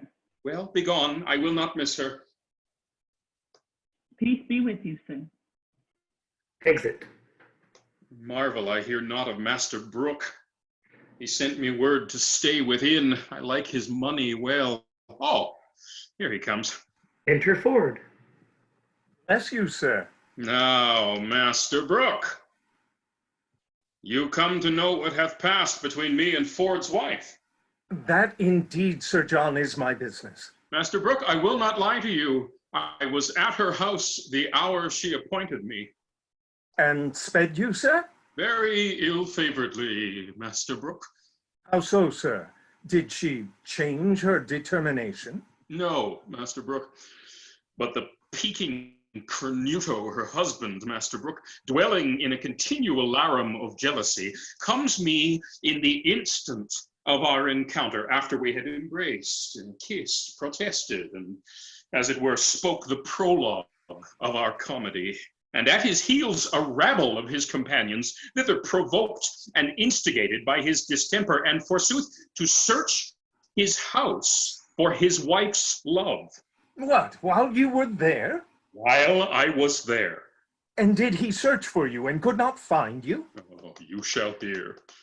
As good luck would have it, comes in one Mistress Page, gives intelligence of Ford's approach, and in her invention and Ford's wife's distraction, they conveyed me into a buck basket. A buck basket? By the Lord, a buck basket rammed me in with foul shirts and smocks, socks, foul stockings, greasy napkins, that Master Brooke, there was the rankest compound of villainous smell that ever offended nostril.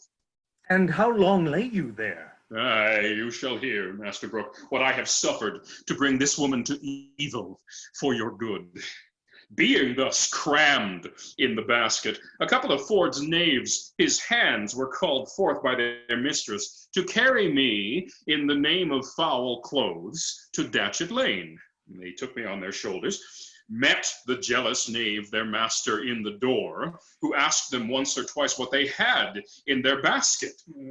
I quaked for fear, lest the lunatic knave would have searched it, but fate, ordaining he should be a cuckold, held his hand. Well, on went he for a search, and away went I for foul clothes. But mark the sequel, Master Brooke.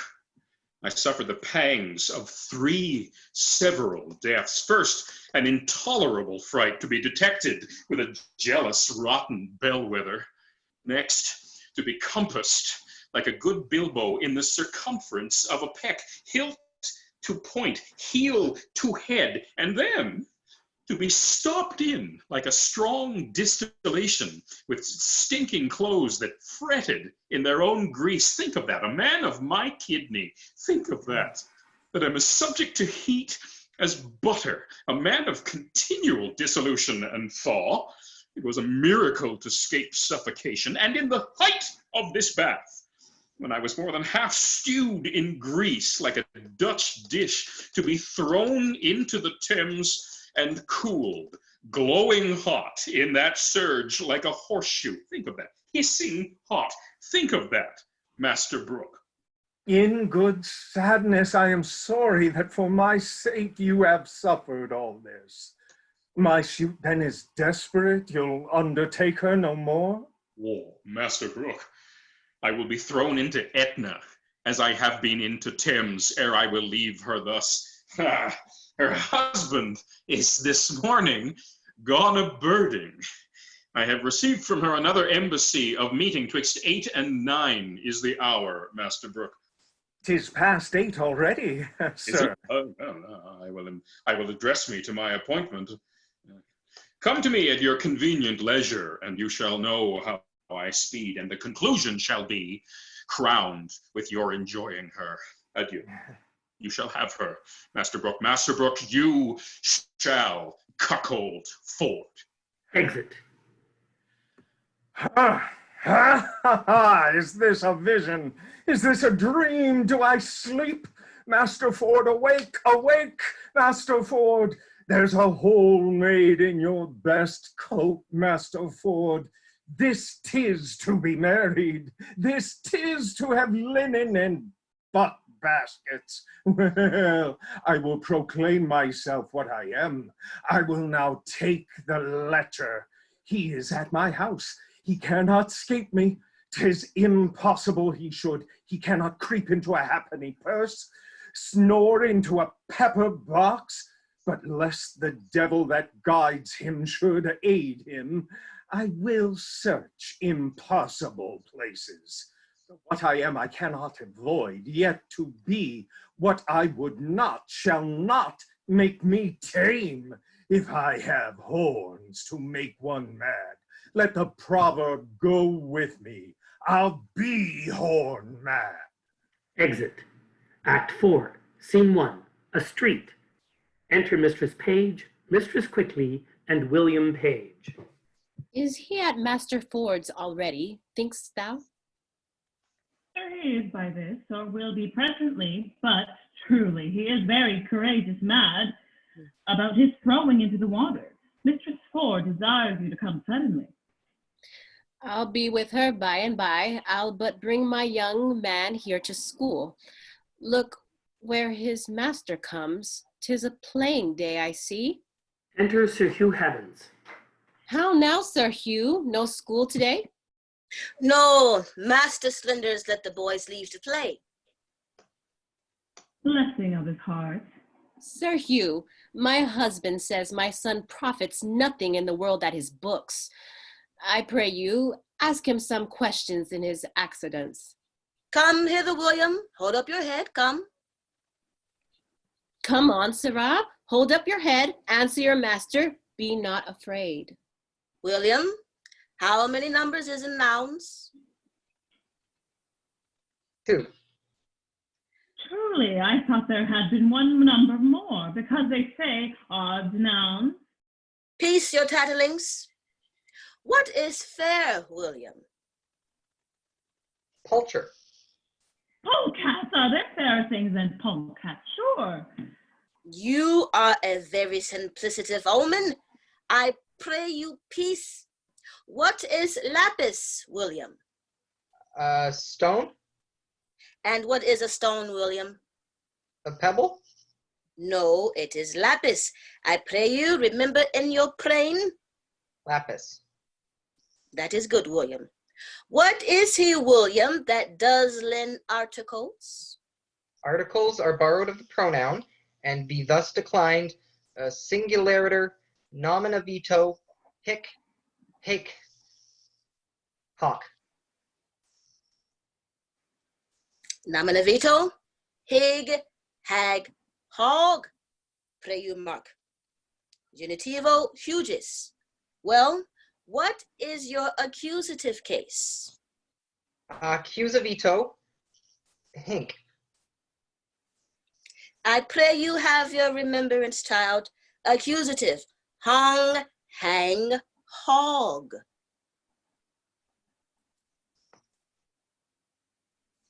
Hang hog is Latin for bacon, I warrant you. Leave your parables, omen. What is the vocative case, William? Oh, vocativo. Oh. Remember, William, vocative is cadet. And that's a good rot. Omen for bear. Peace. What is your genitive case, plural, William? Genitive case? Aye. Genitive, horum, harum, horum. Adieu, good Sir Hugh. Exit Sir Hugh Evans. Get you home, boy. Come, we stay too long. Exit. Scene 2, a room in Ford's house. Enter Falstaff and Mistress Ford. Mistress Ford, your sorrow hath eaten up my sufferance. I see you are obsequious in your love, and I profess requital to a hair's breadth, not only, Mistress Ford, in the simple office of love, but in all the accoutrement, compliment, and ceremony of it. But are you sure of your husband now? He's a birding, sweet Sir John. What ho? Gossip Ford, what ho? Step into the chamber, Sir John.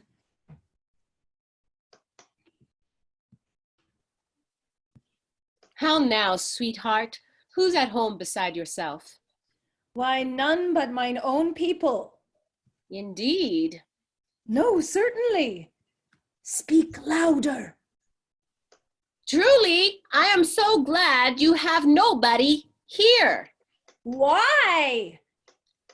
Why, woman? Your husband is in his old loons again. He so takes on yonder with my husband, so rails against all married mankind, so curses all Eve's daughters, of what complexion soe'er, and so buffets himself on the forehead, crying, peer out, that any madness I ever yet beheld seemed but tameness, civility, and patience to this his distemper he is in now.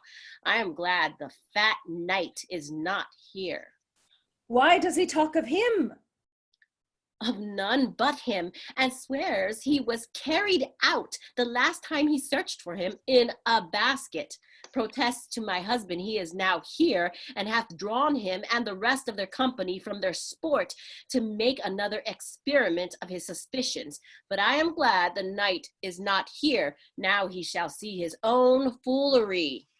How near is he, Mistress Page?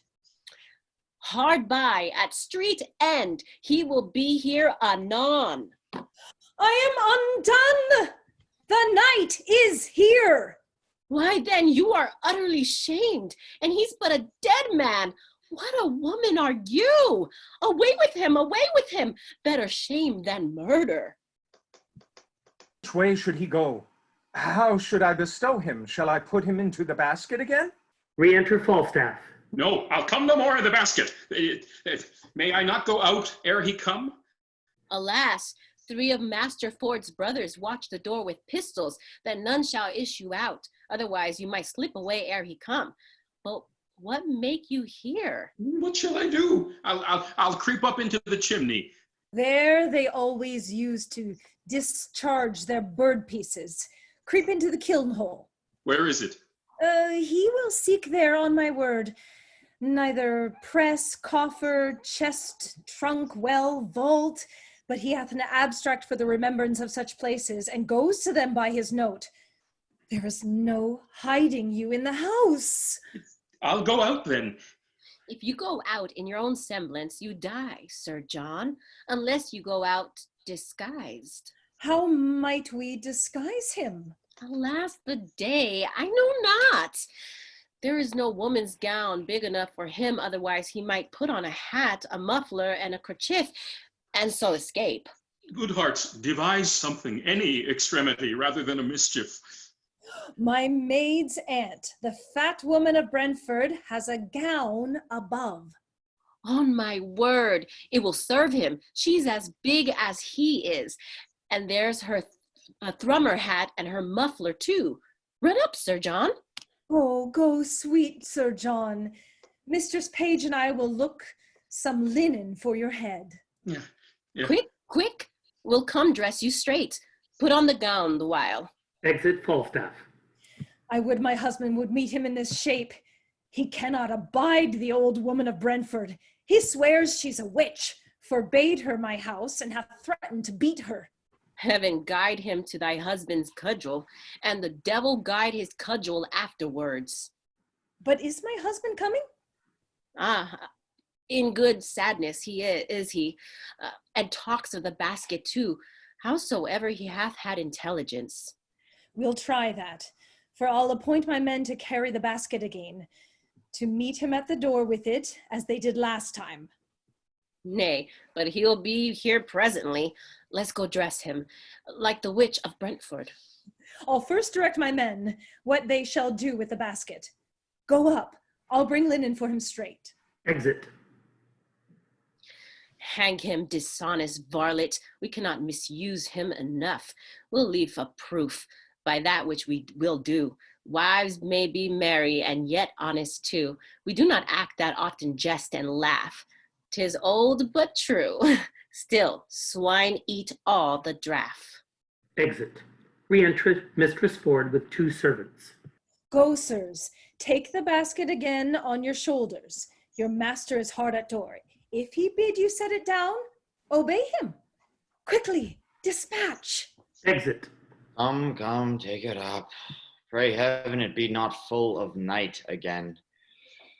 Oh, I hope not. I'd as lief bear so much lead. Enter forward page Shallow, Dr. Caius, and Sir Hugh Evans. Aye, but if it prove true, Master Page, have you any way then to unfold me again? Set down the basket, villain. Does somebody call my wife? Youth in a basket. Oh, you panderly rascals.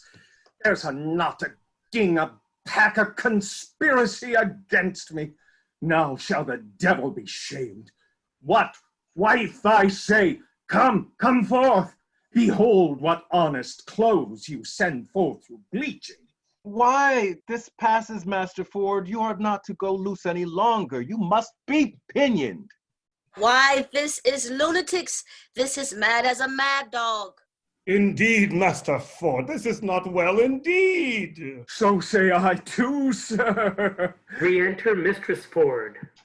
Come hither, Mistress Ford. Mistress Ford, the honest woman, the modest wife, the virtuous creature that hath the jealous fool to her husband. I suspect without cause, mistress, do I? Heaven be my witness you do, if you suspect me in any dishonesty. Well said, brazen face. Hold it out. Come forth, sirrah. This passes. Are you not ashamed? Let the clothes alone. I shall find you anon. 'Tis unreasonable. Will you take up your wife's clothes? Come away. Empty the basket, I say. Why, man, why? Master Page, as I am a man, there was one conveyed out of my house yesterday in this basket. Why may not he be hid there again? In my house, I am sure he is. My intelligence is true. My jealousy is reasonable. Pluck me out all the linen. If you find a man in there, he shall die a flea's death. Here's no man. By my fidelity, this is not well, Master Ford. This wrongs you. Master Ford, you must pray and not follow the imaginations of your own heart. This is jealousies. Well, he's not here I seek for. No, nor nowhere else, but in your brain. Help to search this house one time. If I find not what I seek, show no color for my extremity. Let me be forever be your table sport. Let them say of me, as jealous as Ford, chap searched a hollow walnut for his wife's leman. Satisfy me once more, search with me. What ho, Mistress Page, come you and the old woman down. My husband will come into the chamber. Old woman? What old woman's that? Nay, it's my maid's aunt of Brentford. A witch, a queen, an old cousining queen? Have I not forbid her my house? She comes of errands, does she? We are simple men. We do not know what's brought to pass under the profession of fortune-telling. She works by charms, by spells, by the figure, and such daubbery as this is. Beyond our element, we know nothing. Come down, you witch, you hag, you come down, I say. Nay, good sweet husband. Oh, good gentleman, let him not strike the old woman. Re-enter Falstaff in women's clothes and Mistress Page. Come, Mother Pratt, come, give me your hand. I'll prat her. Beating him. Out of my door, you witch, you hag, you baggage, you polecat, you runion, out, out! I'll conjure you, I'll fortune tell you. Exit Falstaff. Are you not ashamed? I think you have killed the poor woman. Nay, he will do it. 'Tis a goodly credit for you. Hang her, witch. By the ye and no, I think the yeoman is a witch indeed. I like not when an omen has a great beard. I spy a great beard under his muffler. Will you follow, gentlemen? I beseech you, follow. See but the issue of my jealousy, if I cry out thus upon no trail. Never trust me when I open again. Let's obey his humor a little further. Come, gentlemen. Exit Ford, Page, Shallow, Dr. Caius, and Sir Hugh Evans. Ooh, trust me, he beat him most pitifully. Nay, by the mass that he did not. He beat him most unpitifully, methought. I'll have the cudgel hollowed and hung o'er the altar. It hath done meritorious service. What think you? May we, with the warrant of womanhood and a witness of good conscience, pursue him with any further revenge? The spirit of wantonness is, sure, scared out of him. If the devil have him not in fee simple with fine and recovery, he will never, I think, in the way of waste, attempt us again. Shall we tell our husbands how we served him? Yes, by all means. If it be but to scrape the figures out of your husband's brains, if they can find in their hearts the poor unvirtuous fat knight shall be any further afflicted, we too will still be the ministers. I'll warrant they'll have him publicly shamed, and methinks there would be no period to the jest should he not be publicly shamed. Come, to the forge with it then, shape it. I would not have things cool. Exeunt. Scene 3. A room in the Garter Inn. Enter Hostess and Bardolph. Scene 4. A room in Ford's house. Enter Page, Ford, Mistress Page, Mistress Ford, and Sir Hugh Evans. 'Tis one of the best discussions of woman as ever I did look upon. And did he send you both these letters in an instant? Within a quarter of an hour. Pardon me, wife. Henceforth do what thou wilt. I rather will suspect the sun with cold than thee with wantonness. Now doth thy honor stand in him that was of late an heretic, as firm as faith. 'Tis well, no more. Be not as extreme in submission as in offense.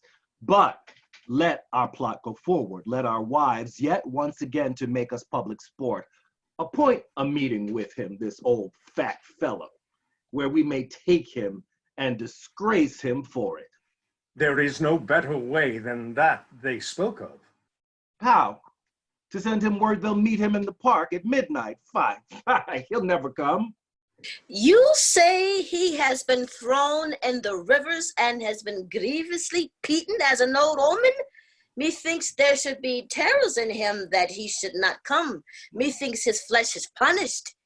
He shall have no desires. So think I too.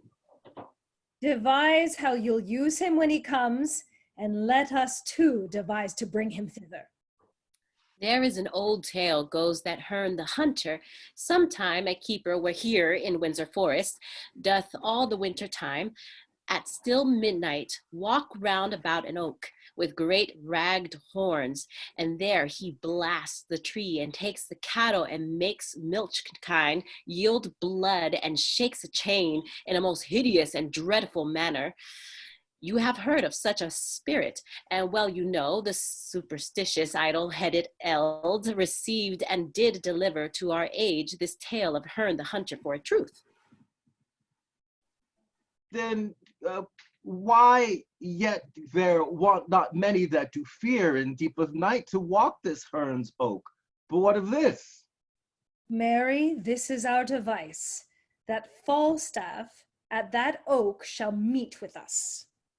Well, let it not be doubted, but he'll come. And in this shape, when you have brought him thither, what shall be done with him? What is your plot? That likewise have we thought upon, and thus, Nan Page, my daughter, and my little son, and 3 or 4 more of their growth, we'll dress like urchins, oafs, and fairies, green and white, with rounds of waxen tapers on their heads, and rattles in their hands. Upon a sudden, as Falstaff, she and I are newly met, let them from forth a saw pit rush at once with some diffused song upon their sight. We two in great amazedness will fly, then let them all encircle him about and fairy-like to pinch the unclean knight and ask him why that hour of fairy revel in their so sacred paths he dare treads in shape profane. And till he tell the truth, let the supposed fairies pinch him sound and burn them with their tapers. The truth being known, we'll all present ourselves, dishorn the spirit, and mock him home to Windsor. The children must be practiced well to this, or they'll ne'er do it. I will teach the children their behaviors, and I will be like a jackanapes also to burn the night with my tabor. That will be excellent. I'll go and buy them vizards. My Nan shall be the queen of all the fairies, finely attired in a robe of white. That silk will I go buy. And in that time shall Master Slender steal my Nan away and marry her at Eton. Go send for Falstaff straight. Nay, I'll to him again in name of Brooke. He'll tell me all his purpose, sure. He'll come. Fear not you that. Go get us properties and tricking for our fairies. Let us about it. It is admirable pleasures and ferianus knaveries. Exit Page, Ford, and Sir Hugh Evans. Go, Mistress Ford. Send quickly to Sir John to know his mind. Exit Mistress Ford. Out to the doctor. He hath my good will, and none but he to marry with Nan Page. That slender, though well landed, is an idiot, and he, my husband, best of all effects. The doctor is well moneyed, and his friends potent at court. He, none but he, shall have her, though 20,000 what worthier came to crave her. Exit. Scene 5. A room in the Garter Inn. Enter Falstaff.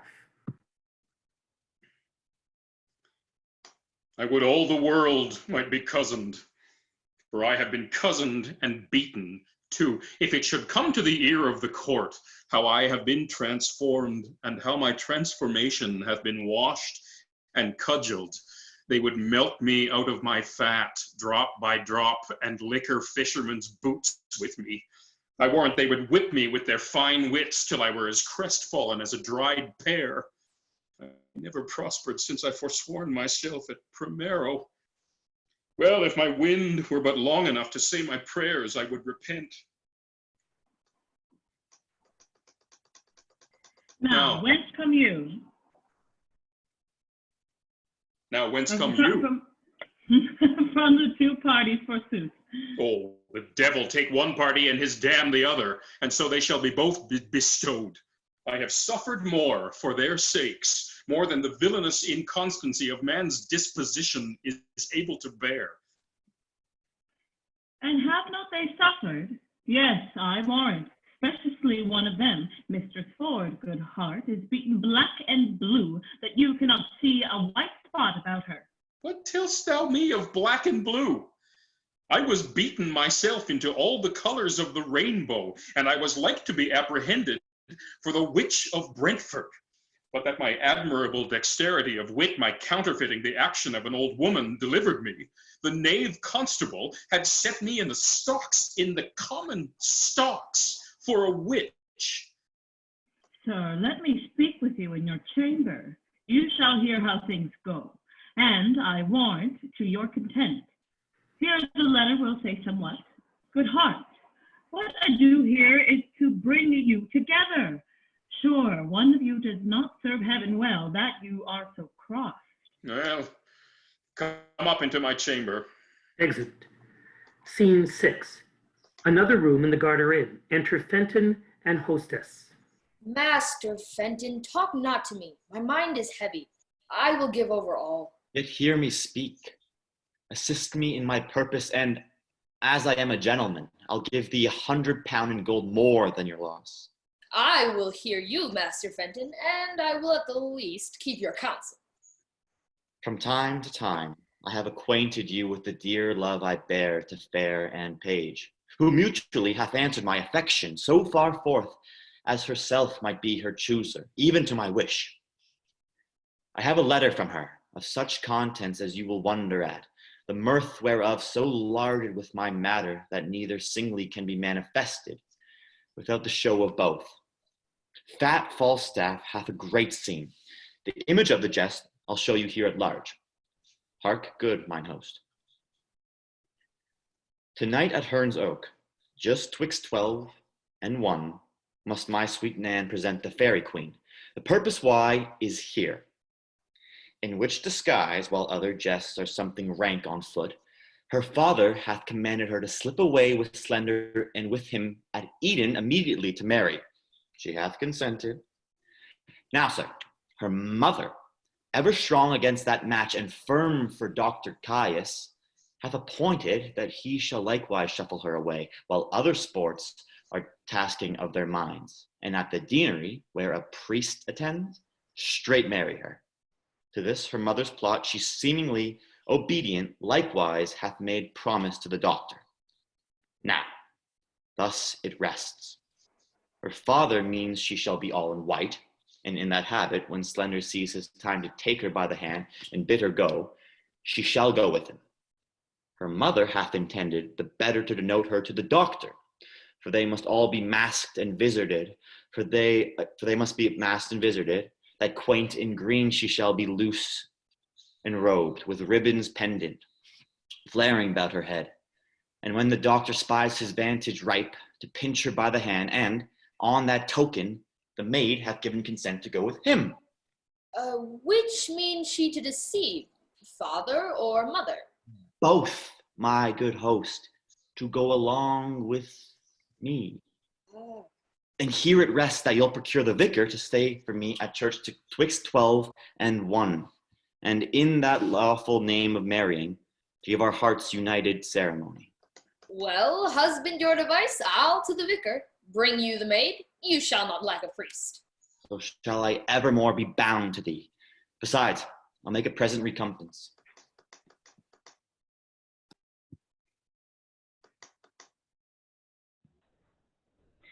We're moving into Act 5, Scene 1, a room in the Garter Inn. Prithee, no more prattling. Go, I'll hold. This is the 3rd time. I hope good luck lies in odd numbers. Away I go. They say there is divinity in odd numbers, either in nativity, chance, or death. Away.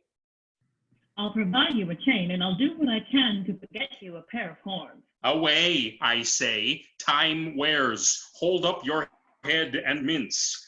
Exit Mistress quickly. Enter Ford. How now, Master Brooke? Master Brooke, the matter will be known tonight or never. Be you in the park about midnight at Herne's Oak, and you shall see wonders. Went you not to her yesterday, sir, as you told me you had appointed?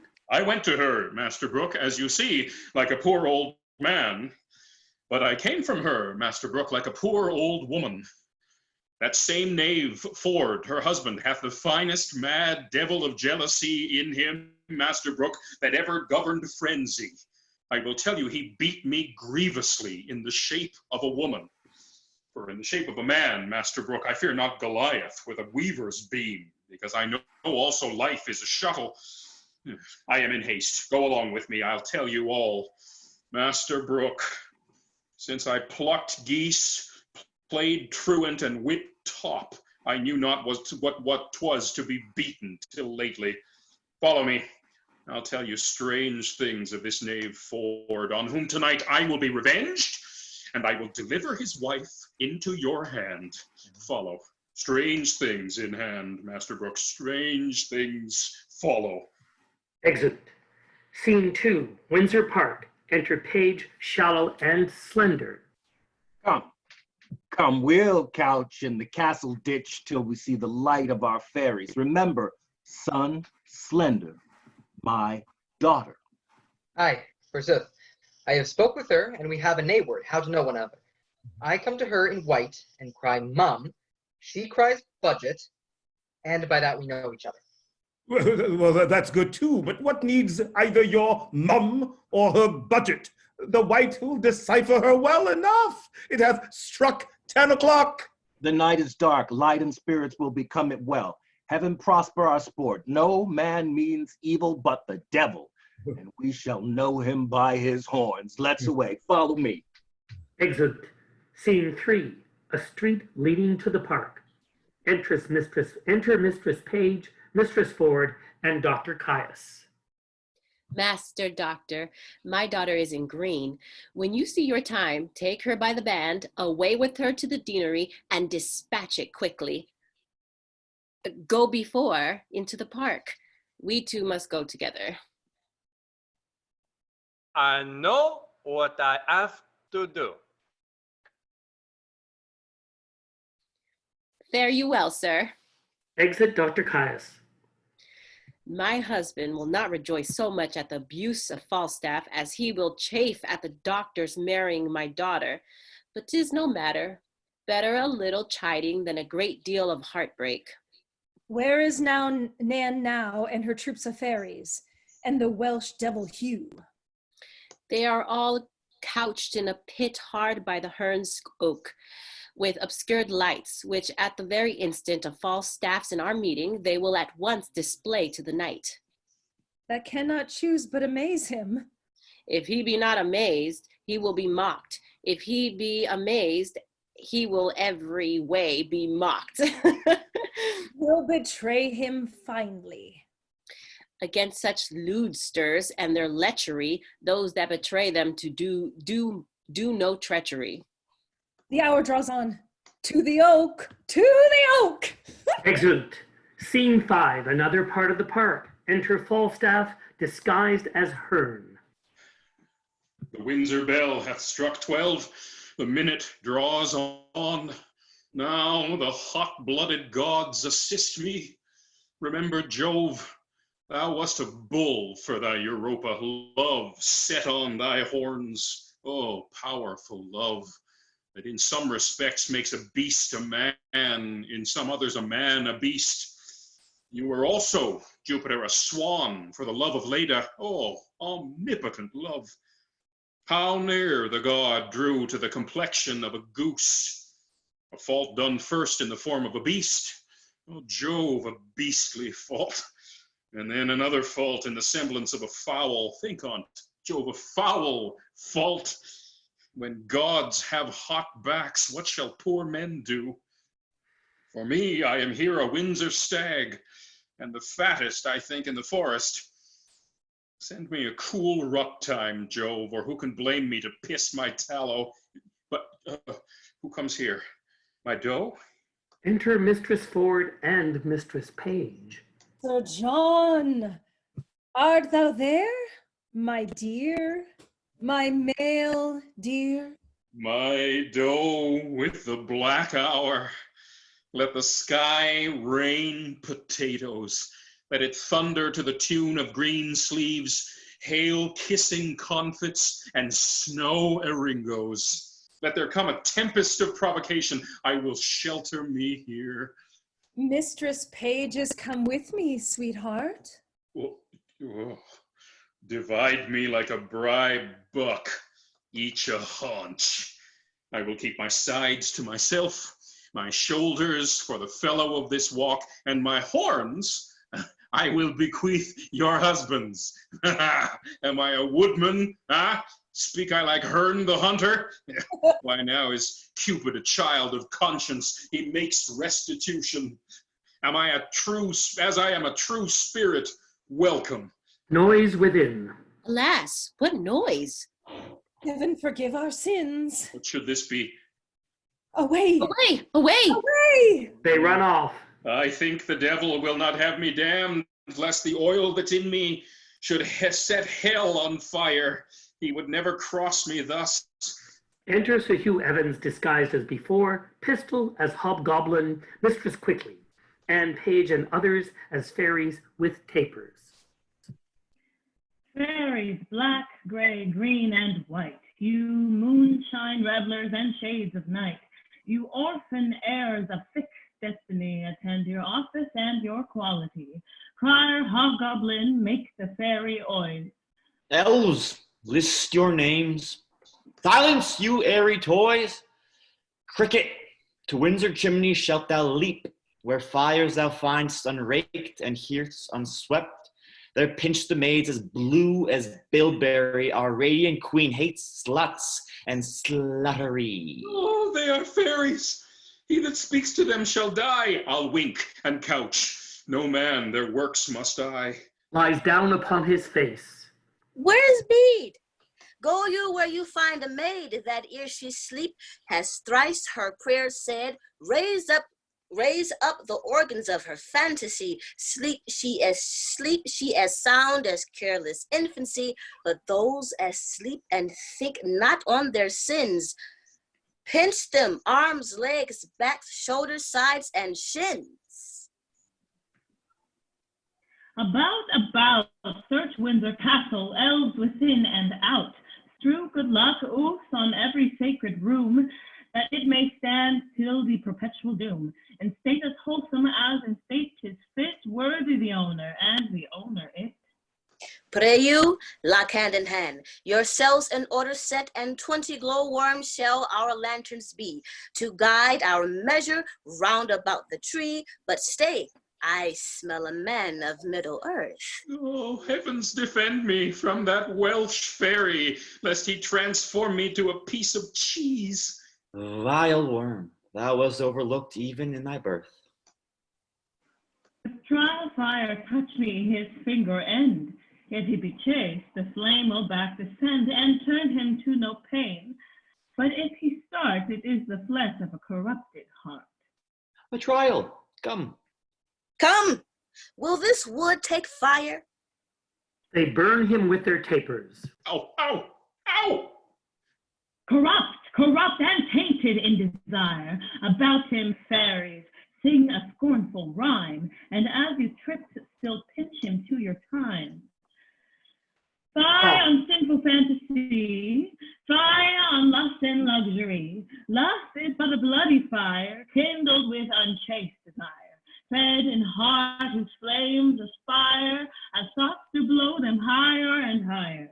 Pinch him, fairies, mutually, pinch him for his villainy. Pinch him and burn him and turn him about, till the candles in starlight and moonshine be out. During this song, they pinch Falstaff. Dr. Caius comes one way and steals away a boy in green. Slender another way and takes off a boy in white. And Fenton comes and steals away Anne Page. A noise of hunting is heard within. All the fairies run away. Falstaff pulls off his buck's head and rises. Enter Page, Ford, Mistress Page, and Mistress Ford. Nay, do not fly. I think we have watched you now. Will none but Herne the hunter serve you turn? I pray you come. Hold up the jest no higher. Now, good Sir John, how like you Windsor wives? See you these husbands?